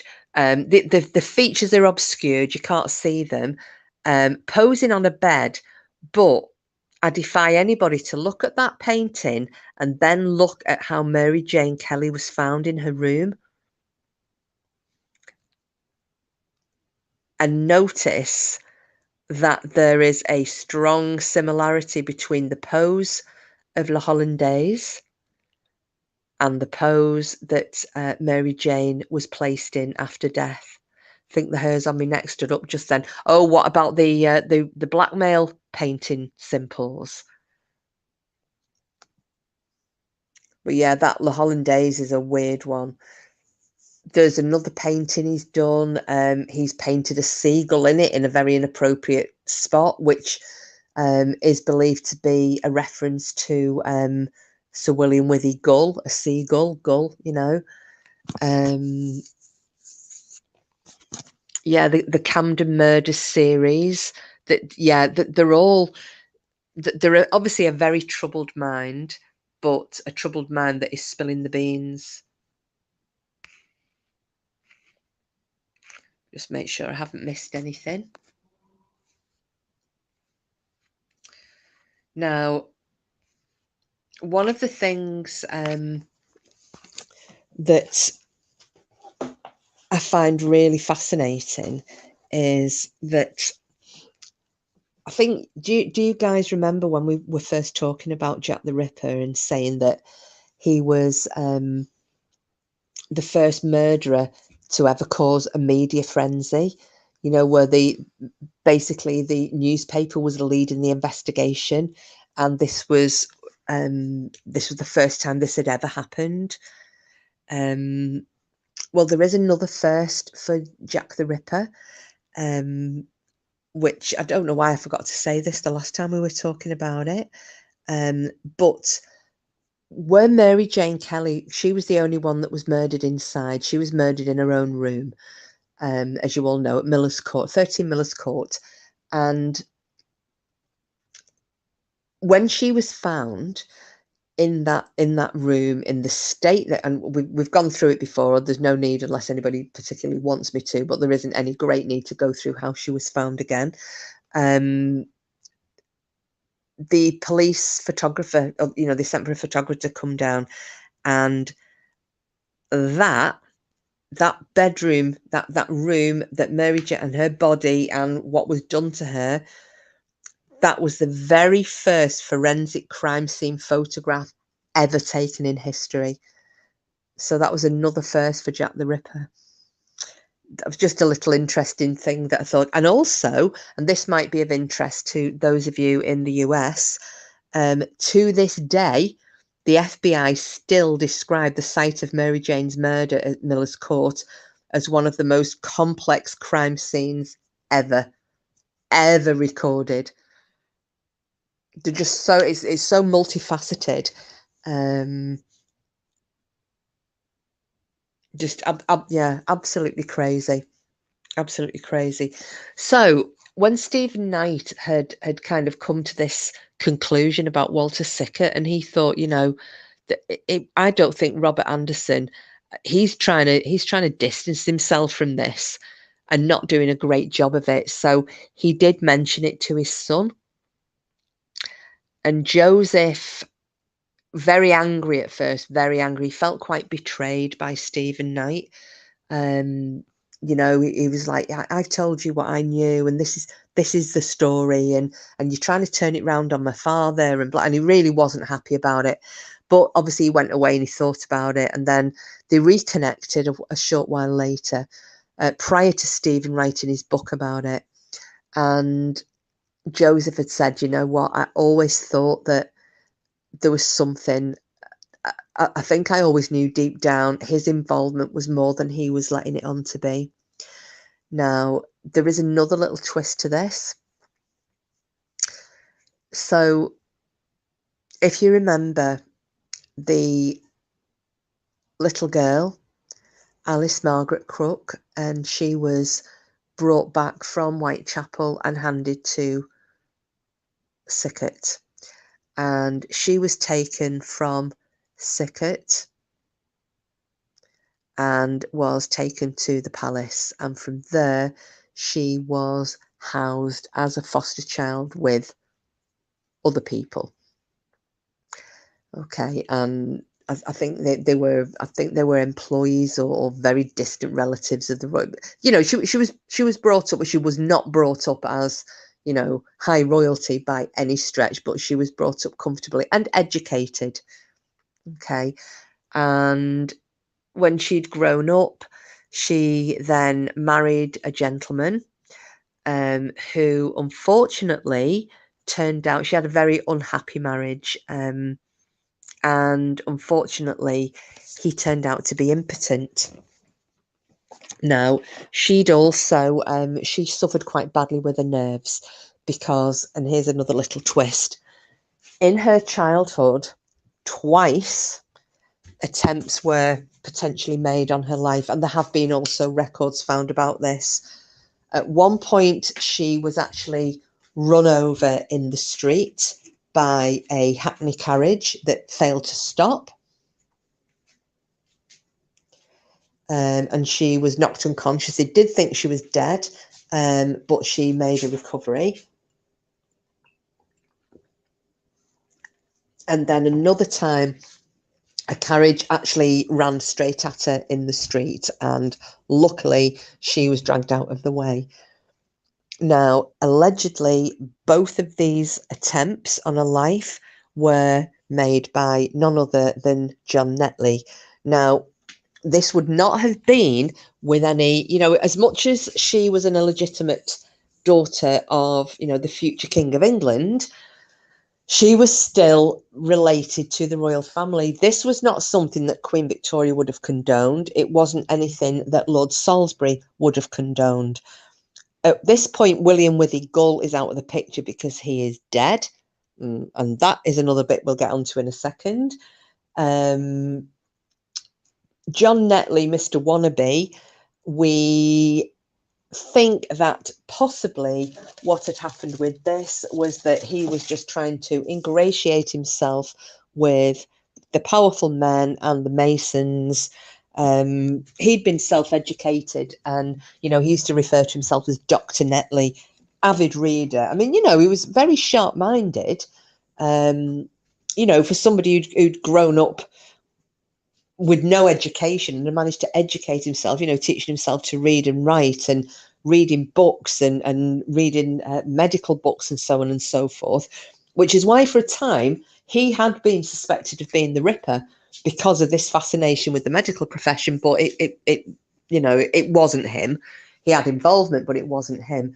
The thoughts are that he thought in his warped reality that if he eliminated this child, he would, curry favour with the Masons, with the royal family, and it was done off his own bat and was totally unappreciated. So this is poor little Alice, or rather grown-up Alice, and the second attempt on her, obviously she was an older older at this point. The reason she was dragged out of the way is because she didn't hear the carriage coming. And the reason that she didn't hear the carriage coming is because she suffered from a form of congenital deafness. Do you know who else suffered from congenital deafness? Please put your hands up at the back of the class if you do.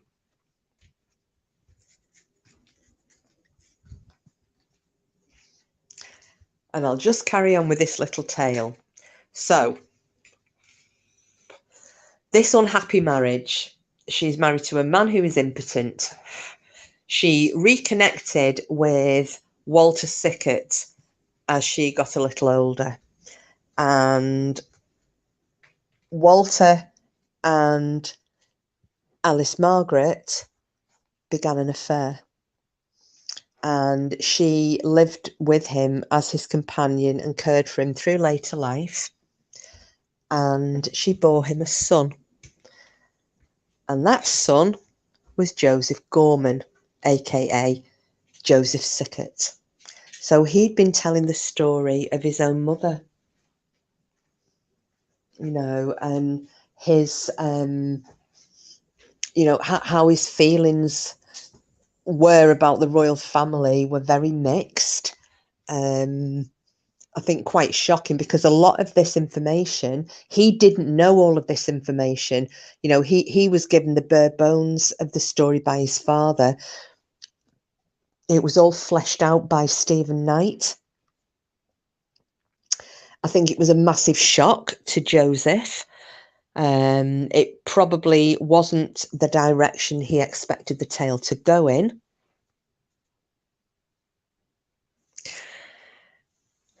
But go in that direction it did.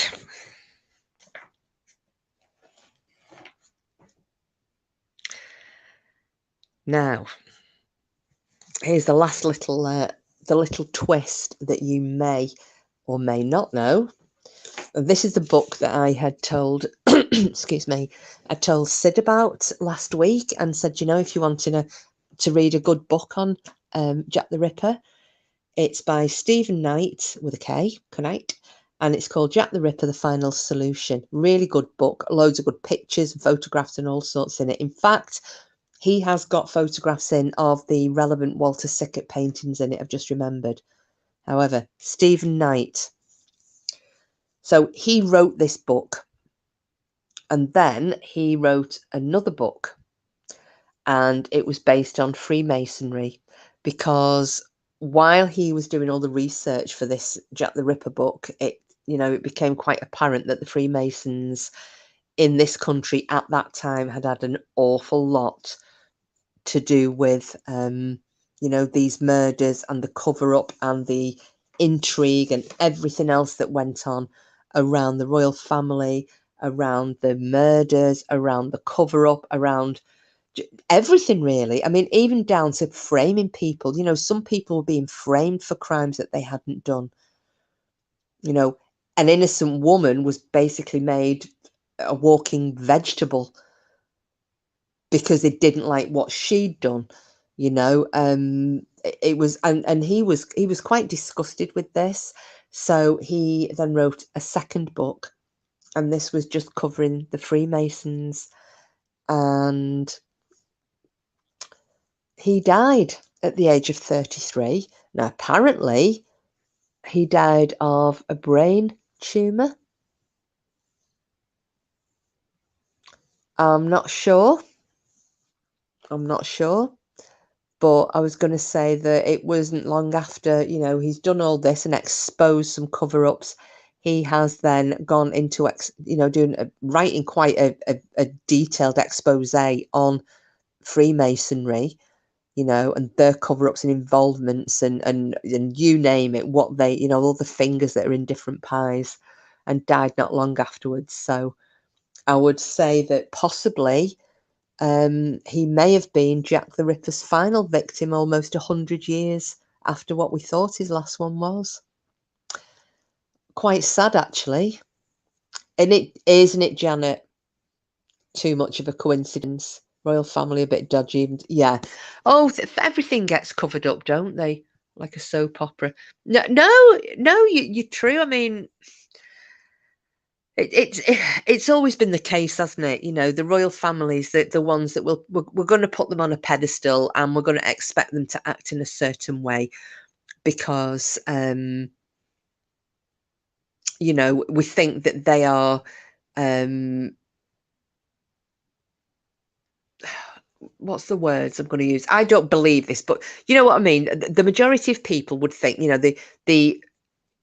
the royal family, if you're a king or a queen, you're so much better than everybody else. Even if I go back to 100 years ago, the queen and the king, they're the best of the best, so they have to behave like the best of the best.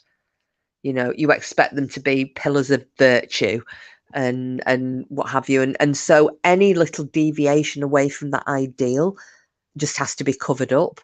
Now, whether that be something as minute as they've stolen a penny sweet from a shop or they've committed murder, they cover it up.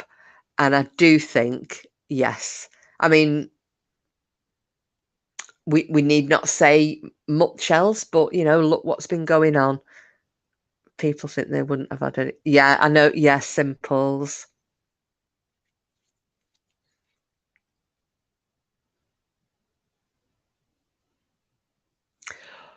So what are your opinions on that theory, on the three-man Ripper theory? And what they reckon would have happened is, and this would account for, if you remember, at the sites where the bodies were found out in the streets, we're not talking about Mary Kelly because her room was an absolute bloodbath, but the fact that there was a distinct lack of blood. Now, I know a few of the theories had been that, the clothes had soaked up blood and whatnot, but no, there would have been far too much blood. Something would have been seen. And apparently that these murders, at least 2 of the murders were carried out in the back of that carriage being driven by John Netley.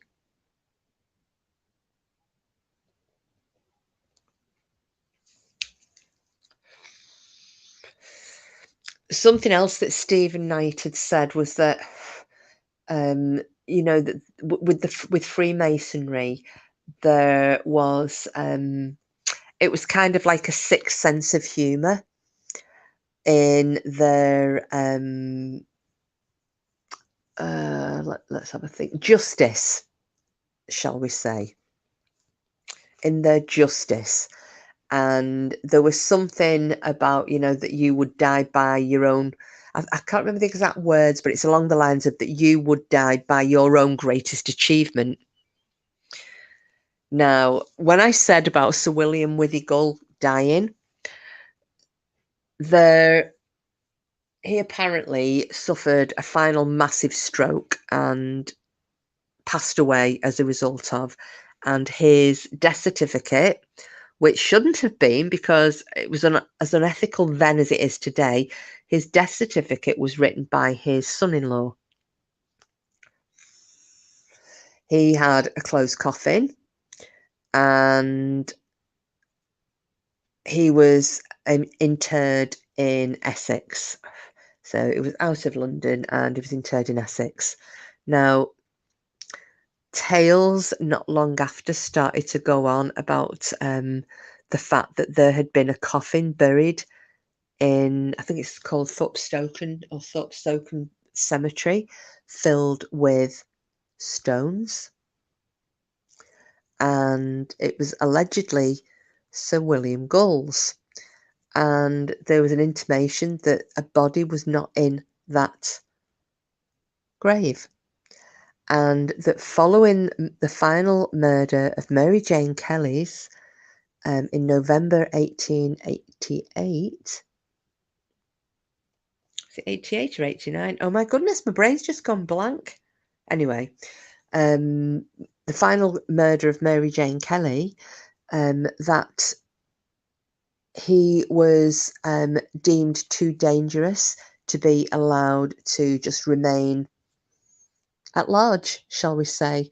And so the story goes that he was committed to a mental asylum by his son under an assumed name,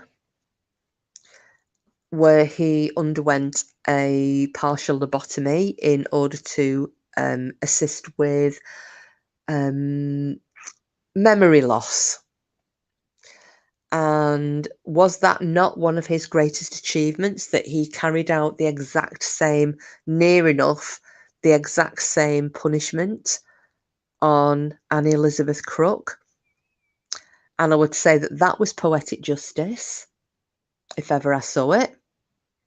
And this has been, and this was this tale about, rocks being buried in Thorpe Graveyard was going on long before anybody ever mentioned Sir William Withygull as a possible Ripper suspect. It was a well documented rumor. So it's quite interesting that this started to come out, and I don't want to give any more details on this because Stephen covers them in his book. So for anybody who may decide to either buy the book or read it online or what have you, I don't want to ruin some of the things he's found. Now, the other thing was John Netley. So again, he seemed to, his greatest achievement was assisting with these murders in his carriage, his horse and carriage. He also, the attempted murder of, it's really good, Janet. It's a cracking book. He also attempted to murder Alice Margaret in his carriage, horse-drawn carriage again. Now, he met his death for some reason, for these bomb-proof. Now, most of you will know that carriage horses, for the most part, it's like if you come down to Blackpool and you watch the horses that pull the carriages along the seafront, they're absolutely bomb-proof. You can set off fireworks near them. These horses don't budge. They are absolutely stoic in traffic. They don't spook. They don't bolt. They're nothing. They just do the job and that's it. This is the same, exactly the same that can be said for the horses that were, pulling the hackney carriages and the hansom cabs around London. They didn't just spook for nothing. John Netley was standing in front of his carriage. Something spooked the horses, and I'm going to say inverted commas, spooked.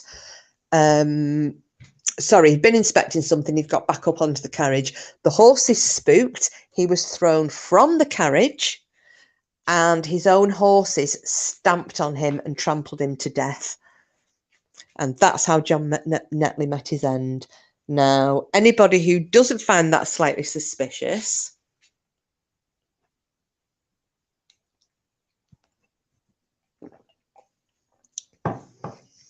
but yeah, he met his end by his own greatest achievement.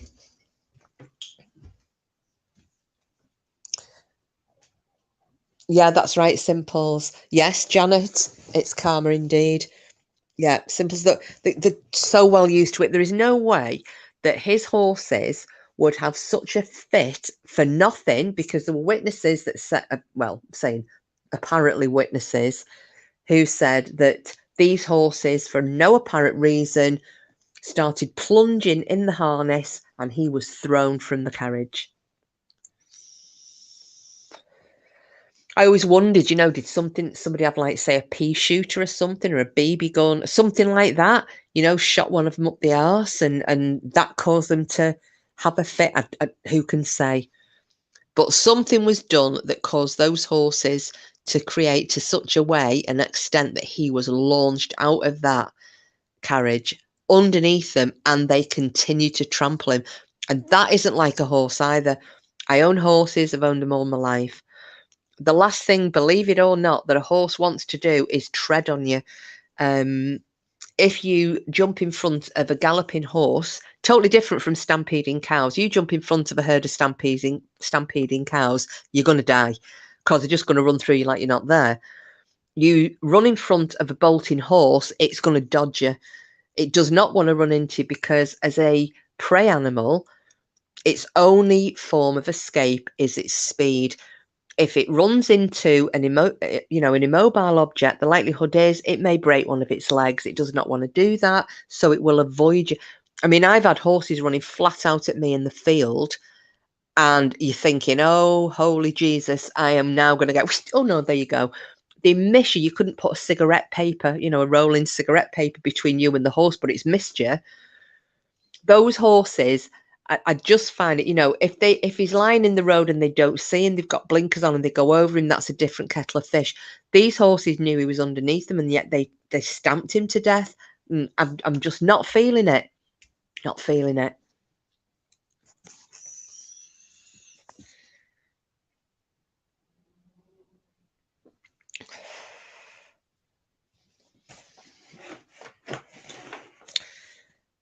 So, what do you think?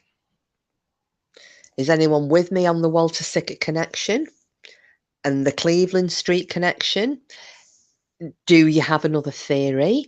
I know a lot of people, I mean, there were so many theories that were flying around back then and even today. I mean, at one point there was a Wild West show had come over. So you American guys might find this quite interesting. This all makes sense, added up together. I agree with you. Yeah, I know, Janet, and I've not really gone into the incredible amount of detail that there is, because I didn't want to, if you throw it all at people, it's too much to take in, and it completely blows your mind. Completely. Frida, Kisha, horses are usually well trained in that situation. I know, Frida. No.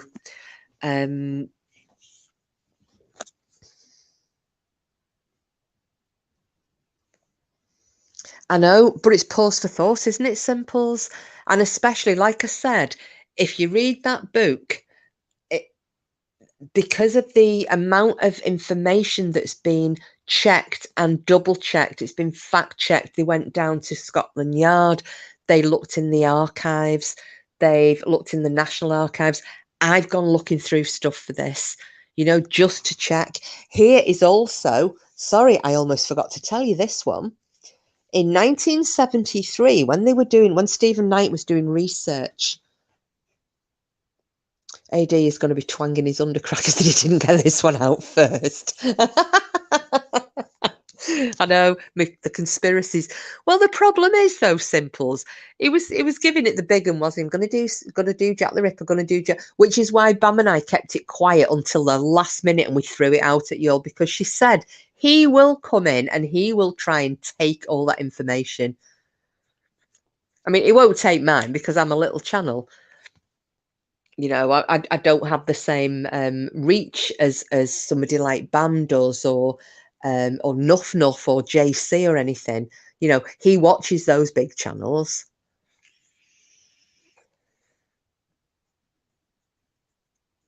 But yeah, he does like his conspiracy theories, but this one's got a lot of weight behind it, a lot of weight. You know, and I found I was finding things in the National Archives that, yeah, they're not secret. They're just things that people don't think to look for. You know, I was finding internal memos, you know, from Sir Robert Anderson, speaking to the guy who owns the bloodhounds. You know, they wanted to get some bloodhounds involved, and they did.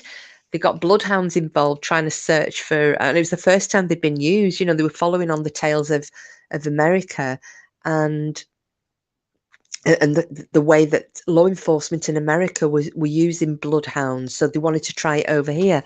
And there were 2 bloodhounds brought into Scotland Yard, but then the owner of them came and took them back because, one, he hadn't been paid, and two, he said, "You're not looking after my dogs the way that you should be looking after them." You know, there were all sorts of things like that. There were lots of letters, you know, interdepartmental letters, just very, very interesting stuff. But you could get lost. I mean, I could probably sit there in the National Archives for 6 months and never lift my head up because there's so much stuff. There's so much stuff.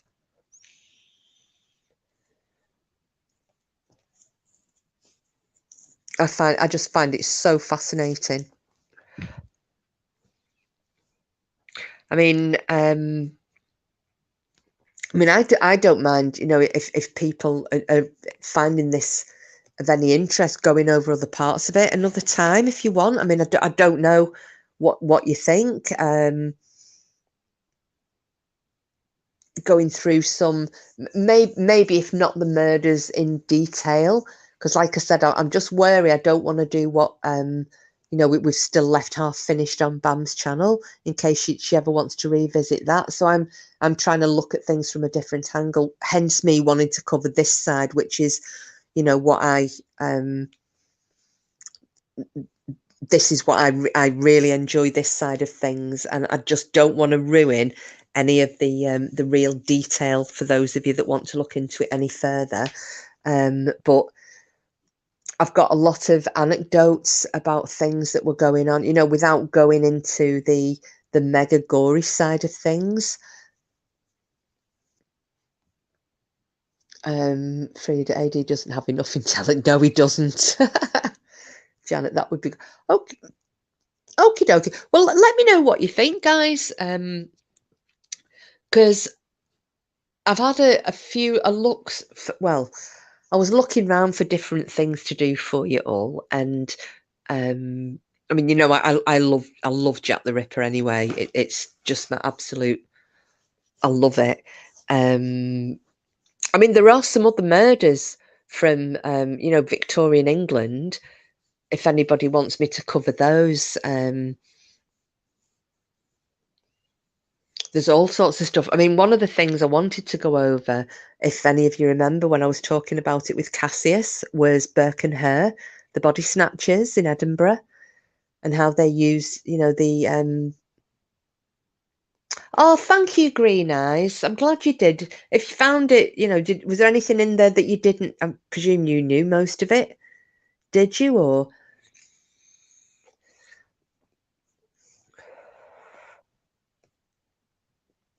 And I don't know if Danny's still here. You know what Danny thought, or excuse me. I mean, I just feel so bad for Annie. I feel, oh, right, okay, Green Eyes. I mean, there still is a lot more, you know, there's lots of real in-depth, juicy detail, which I'm happy if any. I just think there's too much for one night, way too much, because the first time I started to read about it, and then I was watching stuff, and I started doing a bit of research on it, and it wouldn't sink in. You know, when you read something and you've got to read it 5 or 6 times, and you're like, I just can't remember it. That's what this is like, you know, and there's so much information. I didn't want to pile it all onto you in one sitting. I was well into that. I even had to take the phone downstairs to make dinner. Oh, brilliant. Oh, I'm glad you enjoyed it. I'm really glad. Oh. And there goes the dog. He was quite quiet for most of that, wasn't he, the little sod? Oh, thank you, Janet. That's really kind of you, love. Thank you. I'm just going to look and see, because there are some different angles, and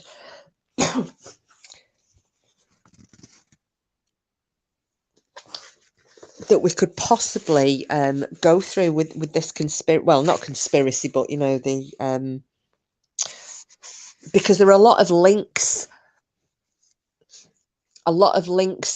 with these women as well. I mean, I can go through those another time, because it's bizarre how out of 80,000, this is when people think that these were unrelated murders. You know, they think it was just a random serial killer who was just picking out prostitutes when he felt like it.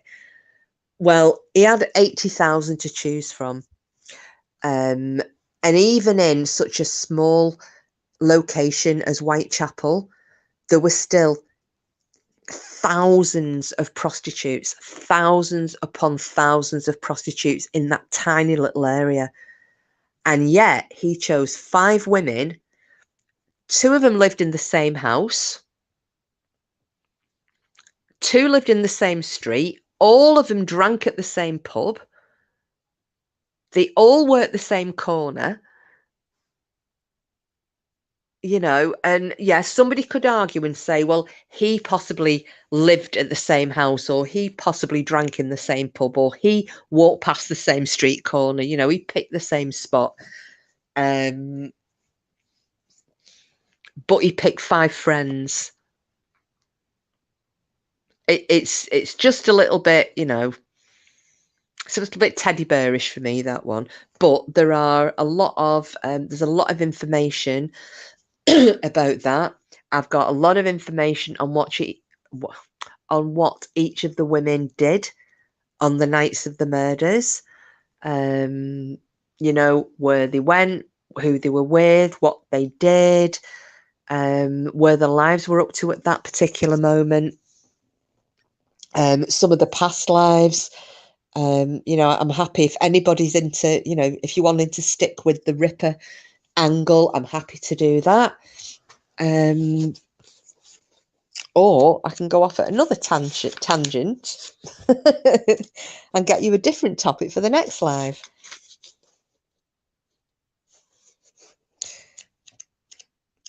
I mean, we could even go through some of, if you fancied it, I get some pictures together of Walter Sickert's paintings. You know, if you fancied it, and see if we can find out some of these clues and the similarities in them. And oh yeah, be like AD, bring your pen and your notebook. Let's have a study group. Not. But yeah, to go through some of Walter Sickert's paintings, and maybe, I mean, I know, because I only because I've studied the paintings, not the real ones, obviously. I've looked at pictures of them. And I've read a lot about them, so I know which paintings they're. Yeah. Oh, I'm happy to listen to whatever you put out. It's all fascinating. I'm going to look for his paintings. Well, do you know what? Why don't I do that then? shall we have a deeper dive into Walter Sickert on his own? Because his life itself and those paintings, once it's pointed out to you, when you look at a painting, once it's pointed out, like for example, let me see if I can find La Hollandaise. Bear with me a second, everybody. I'm going to see if I can find a picture of La Hollandaise. Right, hang on.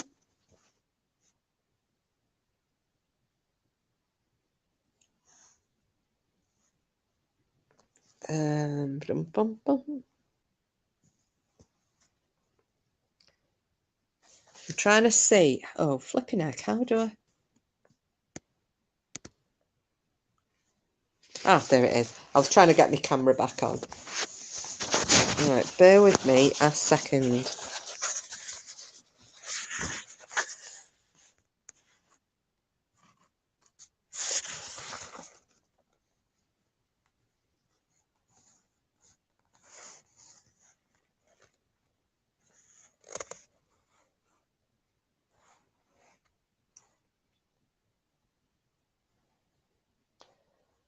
Oh, I'm struggling here. Hang on. Oh, bugger. Not really showing, is it? Huh?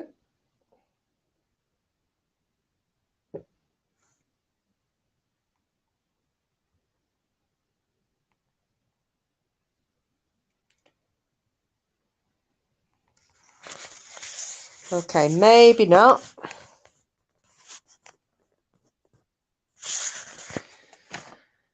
That didn't work out. Right, I'm going to have to look for another option. As you can see, the dog has been shredding his toys all over the carpet. Yeah,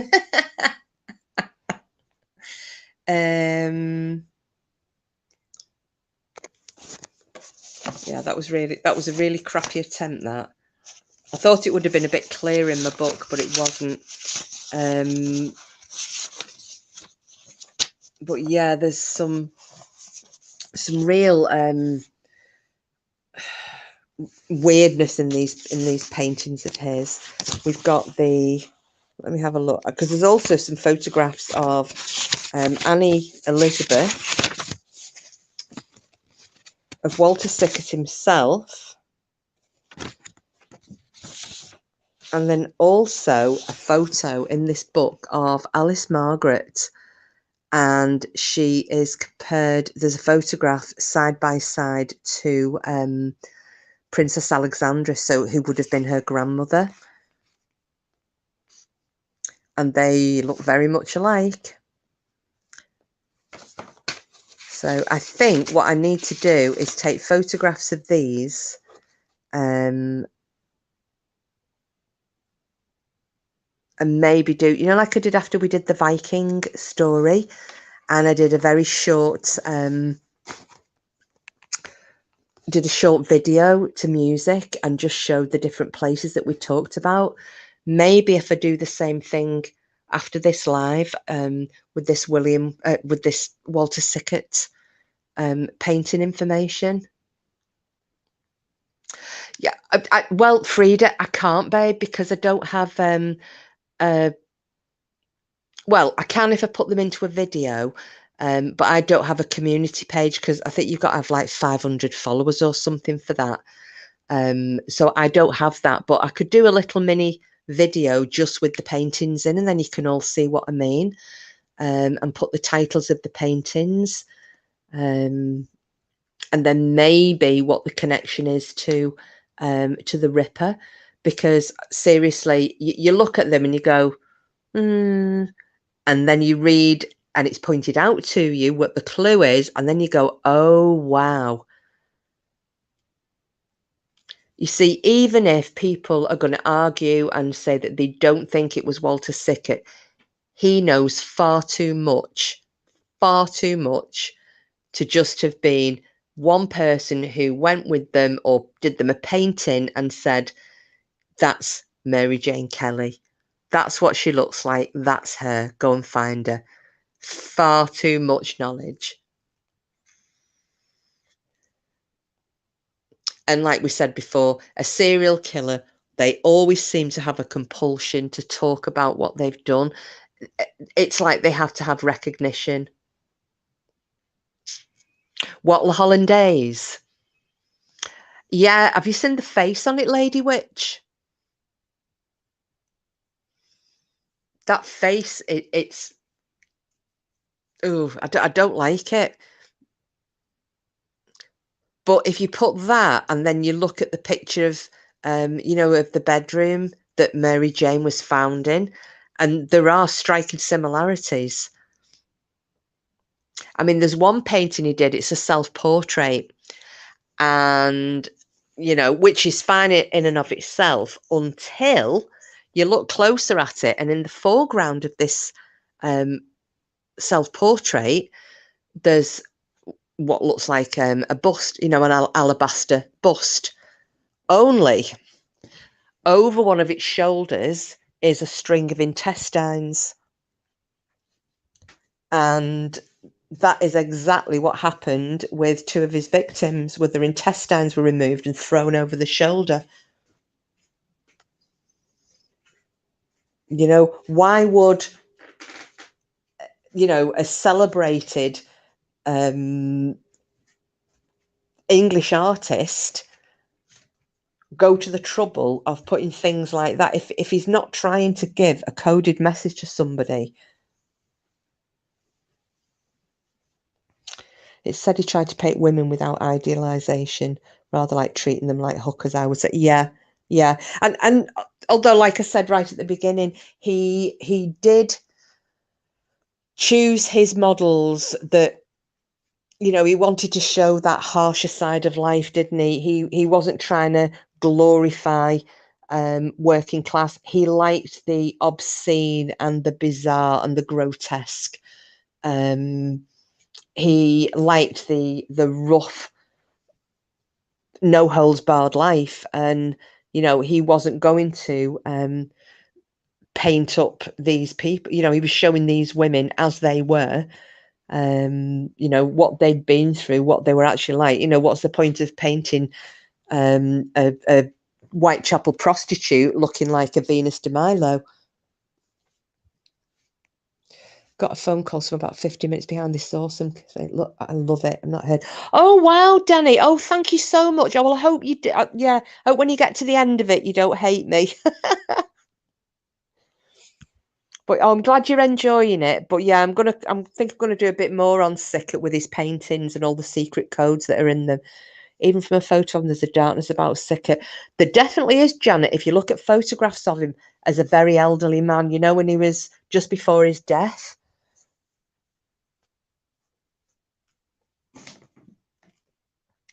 He looked, you know, he was looking haunted, for want of a better word. And yeah, it's just, yeah.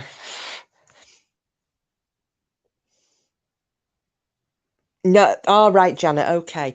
I would have liked to have seen pictures of him, you know, going through his ripper phase, as his son called it. As sick as that might sound, me being, but I think I would have liked to have seen that.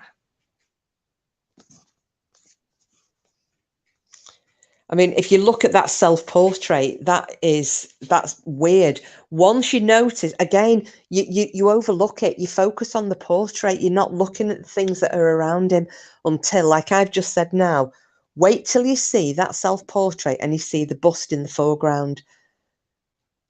Because I was like, shit, I've never noticed that before. And then I'm looking at it thinking, oh my God, wow.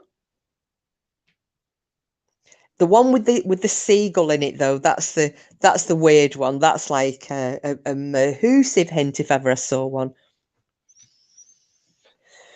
Now, do you remember me talking about little Alice Margaret and the fact that she didn't hear the coach on the second attempt on her life, and why she didn't hear it? The fact that she suffered from congenital deafness.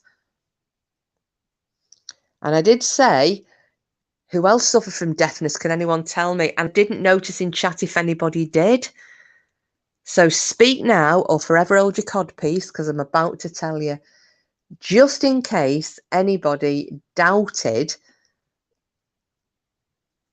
any of Joseph Gorman's stuff. That's it, simples. Yeah, the royal family at the time, yeah, it was one of those hereditary ailments or afflictions or whatever you want to call it, you know, like the Russian royal family. And they had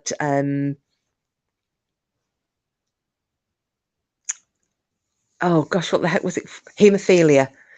And that was something that was in that particular bloodline, the haemophilia, and it was the same in this royal family. It was hereditary deafness. I think it was also his mother as well, wasn't it? Because I know we used to laugh because my aunt she's profoundly deaf. She went like profoundly deaf in her early 20s. My granddad, he lost his hearing. My uncle Tom, great uncle Tom, he lost his hearing. So we always used to joke about that side of the family. Oh, we must be royalty because they're all deaf. But yeah, it was one of those hereditary things with that particular family. And lo and behold, the little girl, deaf. And I think as she got older, she ended up. I mean, I know she was partially deaf as a baby, small child, but yeah, she became profoundly deaf as she got older. And Joseph, her son, was saying that, you know, as she got older, as her hearing deteriorated, her nerves got worse and worse. She'd jump all the time, and that's not surprising if you think about it. You know, she had 2 attempts made on her life. She's grown up knowing, you know, this story and the fact that people were trying to kill her, and it's you know, it's not a stretch to say she probably was suffering from complex PTSD, maybe, and terrors. I mean, it's such a shame, and it's such a sad story.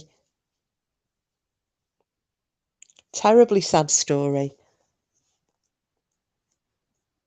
You know, and there are tons of other tons and tons of other theories on it, you know, and I can't say that this one is the correct one. You know, the information is corroborated. You know, records have been found, workhouse records have been found, census records have been found of people living in particular properties. Records have been found on the raids on Cleveland Street. You know, things have been found that substantiate Joseph Gorman stroke Sickert's story. However, that's not to say that this is the only one that's right. There may be other elements of other stories that are correct as well. And sorry, I've just remembered one thing. I started to say it and then I went off on one of my tangents. This was something for our American friends. One of the theories at the time was there was a Wild West show that was over in the UK. And again, there's another little one of these 6 degrees of separation stories that I will get to in a moment and tell you about. But there were stories at the time because, and please forgive me, this is how it was described. This is not me doing it, but they were describing on the, you know, the advertisements, they were trying to, you know, work up the audience into this amazing troupe, this you know, this show that's come over from America, and it includes Red Indians. So this is how it was portrayed, not how I would say it, but there were even thoughts at the time, you know, people trying to blame the Native Americans who were part of this this Wild West extravaganza, you know, trying to put out that they were savages. Now, here's my 6 degrees of separation story. Some of you may remember it, some of you may not. That particular Wild West show that came over to London Do any of you remember me telling you the story about my friend Simon from Bolton, who found out that his great or great, I can't remember, it's either his great or his great grandmother, a Native American Indian who had come over to the UK with that troop, met his like great or great grandmother, whichever it was, met her, fell in love, got married, stayed here. And he was absolutely, it was only when he was going back over the family records, because it hadn't been kind of talked about, because it wasn't a big thing, it wasn't a big deal. And he was absolutely astounded to find out that a little tiny area in northwest England of no consequence whatsoever, and had a Native American Indian living there with his English wife, raising a full family. And Simon got in touch with the particular tribe that this great or great grandfather was from. And they've recognised him as he's got like a little registration card or something now. He's been recognised and accepted as a member of that tribe. So he did plan, I think it was in 2019, he'd made contact via Facebook and what have you with relatives, and had intended to go over and visit, and then obviously the pandemic hit and blah blah blah. So yeah, I'm hoping he gets to go and visit, because yeah, he was so pleased. He was like, oh my God, I would never have thought that I'm this percentage of Native American Indian. I'm absolutely gobsmacked. I love it. Yeah, so there you go. That was a little aside there, but that's a little link with I know, Simples. How weird is that? But what's really funny is that, right, if you look at him, you wouldn't think, until he told me. And then when I looked at his features more, and I'm like, do you know what, Si? I can see it. Sorry. Everyone's putting the bins out for tomorrow morning, and the dogs have decided to start barking. Stop it. Hey.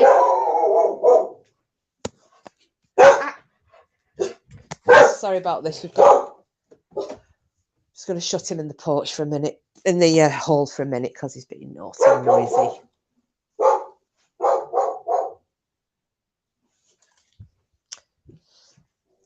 Right. Are you going to come back in? Are you going to come back in and be quiet? Okay. Yeah, so how bizarre is that then?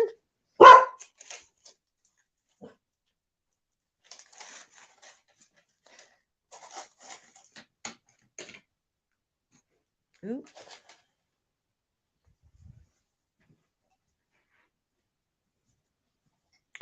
Oh, what's that, Simples? Because obviously I can't look while I'm on my phone doing a live. I can't view links. But yeah, do you want to tell us all what it is?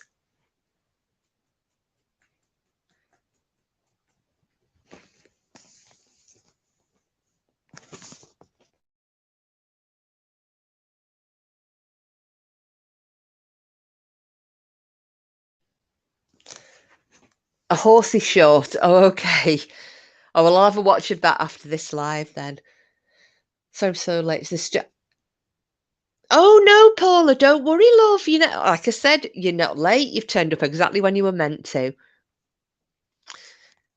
gonna have a look at the photos. Yeah, well, I'll do a video, Julia. And just put the paintings in with a little description, and I'll try and point the clues out for you, if you like, and then see what you all think. Hope you're all right this evening, Paula. We've just been going over the theory that I subscribe to for who I think is Jack the Ripper.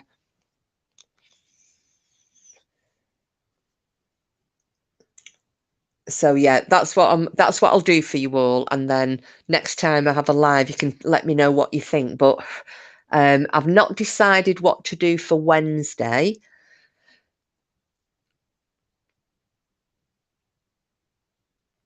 But on Thursday, because it is that's the official Jubilee. I keep saying Jubilee for some reason. That's our official Platinum Jubilee day. So I'm going to have a word with Porky. No, the original one, Paula. We're talking Jack the Ripper rather than the Yorkshire Ripper. I'm gonna have a word with Porky because he's working that night, so it's just going to be me and the baby Porklet. So I wanted to see if we can go and watch one of the beacons being lit, if she fancies it and he's all right with me taking off with her. So we could maybe do a bit of a stream there, then come back here and have a bit of a celebration, have a bit of a sing song. We could do a few golden oldies. Have a bit of Mickey taking. Those of you who've been on, I think Denny will have been out on the Razzle Dazzle because they're having a street party, aren't they?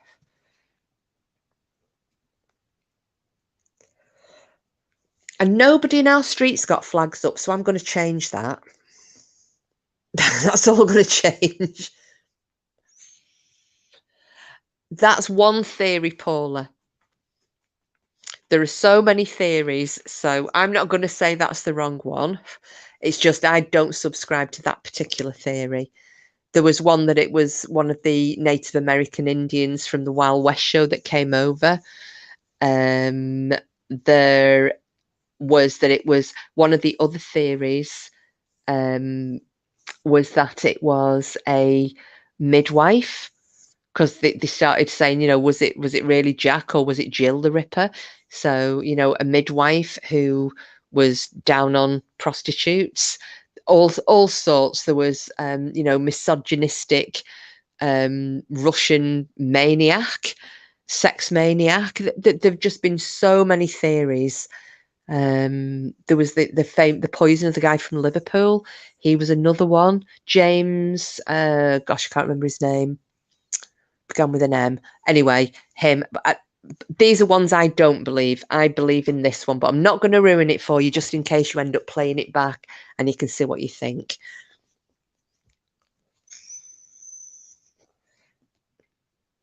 Yeah, it's yes, Simples. I'm not saying it's true, but that's my favourite theory, Jill the Ripper. Well, it does sound quite plausible, doesn't it? A Jill the Ripper who was I mean, I've heard a few different theories on Jill the Ripper. Some said it was Maybrick. Thank you, Mrs. Mercury. That's him, James Maybrick. I couldn't remember his damn name. Yeah, with Jill the Ripper, they were saying that I've heard one theory that she was killing prostitutes because her husband had cut syphilis off one, and da da da da da. And then there was another theory that she was trying to remove or she was murdering prostitutes, but going at the lady bits because she'd lost a baby and was trying to find a fetus to kind of nurture. Just all sorts of weird and crazy theories. You thought a Doctor of the Prince? Well, technically that kind of is with us because Sir William Withy Gull, he was the royal doctor. He was by royal appointment until his first stroke. So although he was the Queen's physician, he would have attended, the prince and the prince's children, wives,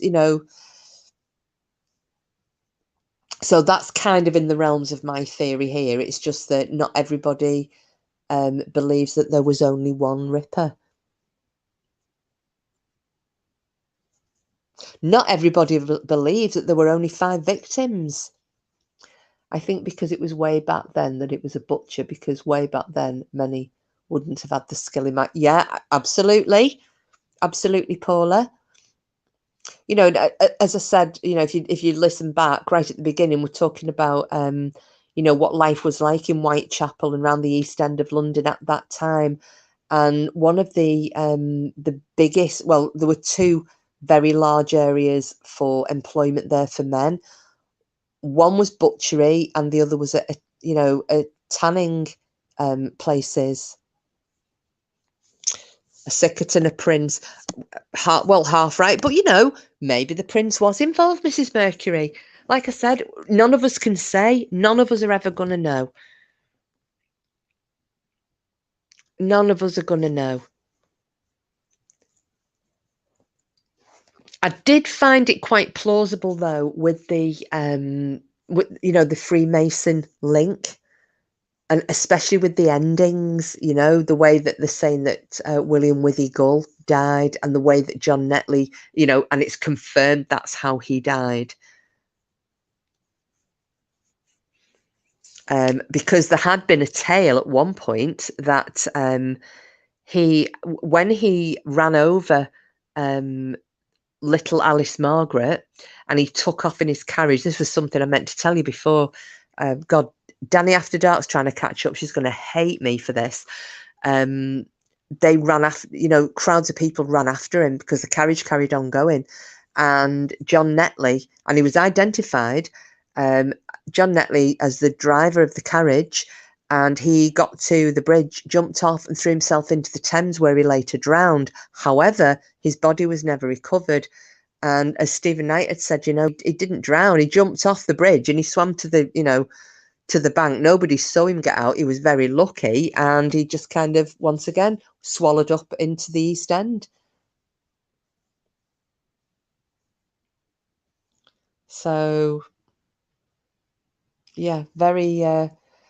Lots of intrigue with this one.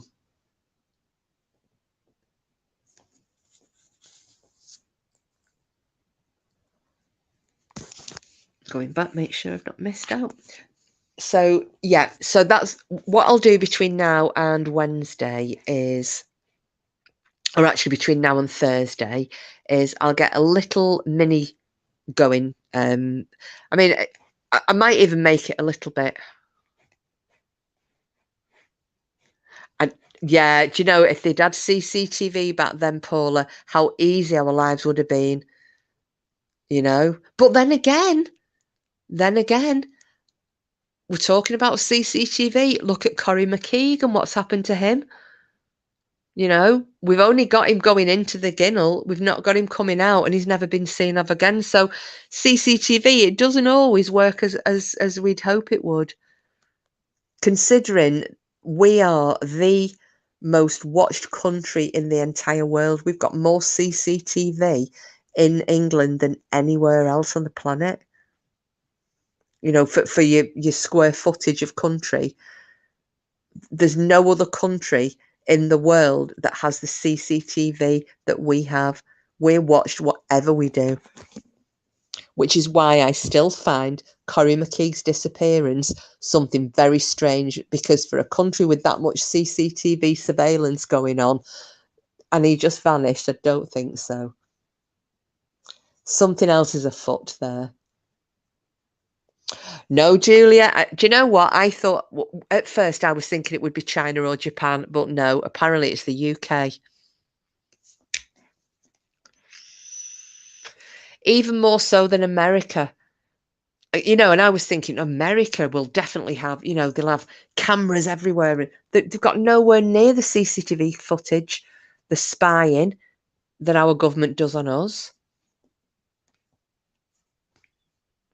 I'm not saying it's a bad thing. CCTV has saved lives. Yep, and now we've smelt waterways, Big Brother's what? Oh, absolutely it is, Paula.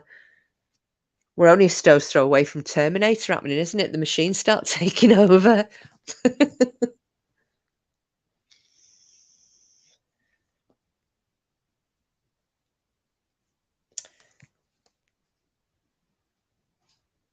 Anyway, I hope when Porky does his ghost hunt that you'll all be suitably kind to him. By kind, I mean rib him. Oh, you've got 4, have you, Julia? I've got none. Although I've counted in this street 5 of the Ring doorbells, that you can video people on. I would quite like one of those, just so I could make people jump when they came the door. You know, shout boo or something. Or rattle chains and start going, ooh. Or could howl even like a dog man.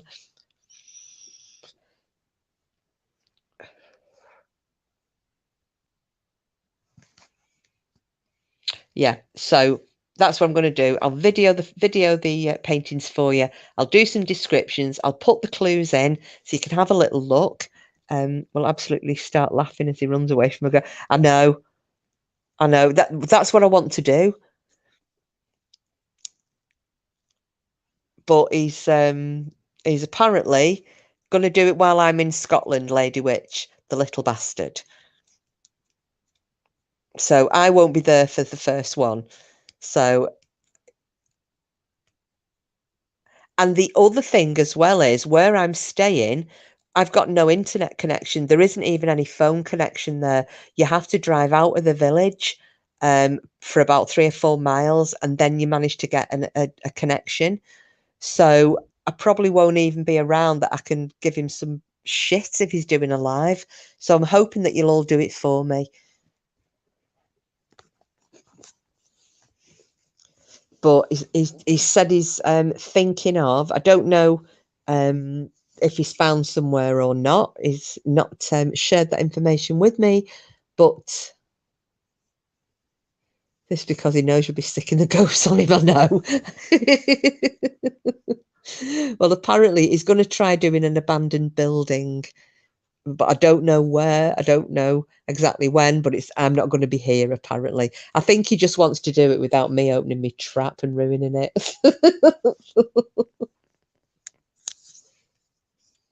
I don't know yet, Julia. It's going to be when I'm on holiday. I go away on the 25th of June. So it's like, what, 4 weeks, 5 weeks time. So he's going to be doing it that week that I'm away. And I'm away from the 25th. I think I come back either the 2nd or the 3rd of July. I think it's the 3rd. Frida, kiss and chat, going to head into bed. Had a long day working in my garden. I'm knackered and my daughter walked me miles yesterday. Thank you, Kiss, for very interesting live as always. You're welcome, Frida. Thank you so much, love, and thank you for coming in. And hopefully we might see you Thursday for a Jubilee Platinum Jubilee celebration. No, I don't think it will, Julia. I think it's going to be somewhere. I said that, and he said no. I think he's going to find somewhere else to go to. So wherever it is, though, I will make sure that that he lets me know in advance so I can put it up on here on this channel as well. To let everybody know. Then you can all go over and have a watch. But I hope he does. I hope he does well. But I really would laugh. I really would laugh if he shits himself. I don't mean literally, but because he just doesn't get frightened. But I would laugh if he was jumping out of his skin. If there's like things setting things off and he gets a bit frightened. But we shall see. We shall see what happens. So I think here, right.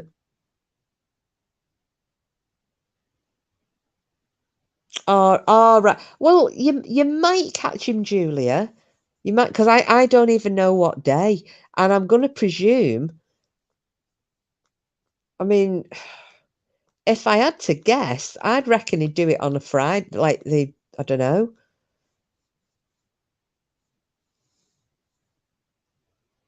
Oh, are you Frida? So you won't be there Thursday going to a concert with your daughter. Oh, let us know where you're going for your concert then, and I will see you at some point over the weekend, hopefully. I might do another one Friday or Saturday. We'll see how we get on. But I'll definitely find out well in advance when he's going to do it. So, ladies and gentlemen, and watchers and lurkers, and everybody who has been in tonight, thank you so much for coming in. I hope you enjoyed that little snippet that I gave to you. Little snippet. We've been on for nearly 3 hours, but that it didn't go off at too much of a tangent. Hey, Cooper, you don't have to bark just because I'm going offline now. Stop. It's because sorry about this, because there's a van on the front. I can hear it's got a really loud engine. Coop, stop. Stop. Stop. Stop. Good boy. Good boy. Oh, thank you, Mrs. Mercury. Oh, Simply Red. Oh, brilliant. Brilliant, Frida. Frida. Have a lovely time. Have a lovely time. I like Simply Red. Janet, thank you, Kiss the Chat. Stay safe. Oh, sorry, Cooper's seen us out with a flipping bark. Right, so for those of you who are here on Thursday, I'll see you Thursday or Friday if we can't get online on Thursday night. Have a fantastic rest of the week. Thank you all so much for coming in. I really hope you enjoyed it and you learned a little bit, and it's just made you think a little bit outside the box. And I shall sort out this video tomorrow for you all with Walter Sickert's paintings. Oh, thank you, Lady Witch. Thank you so much. Oh, thank you, Julia. Thanks, Green Eyes. Right, everybody, love you lots like jelly tots. Night, Frida, darling. Enjoy your concert. Right, as always, thank you, everybody, for coming. Hope you all enjoyed it. We're Simples. Can't see you, babe, but if you're there, bye-bye. And Sid, and Paula, and Danny, and Denny, Baby Porklet, if you're still here, maybe not. Who else have I missed? Oh, gosh. If I've missed any... Oh, Bonnie Scott. If I've missed anyone, I'm so sorry. But I will hopefully see you all very soon. So as always, as the dog is now yapping his bleeding head off, I'll see you all on the bright side.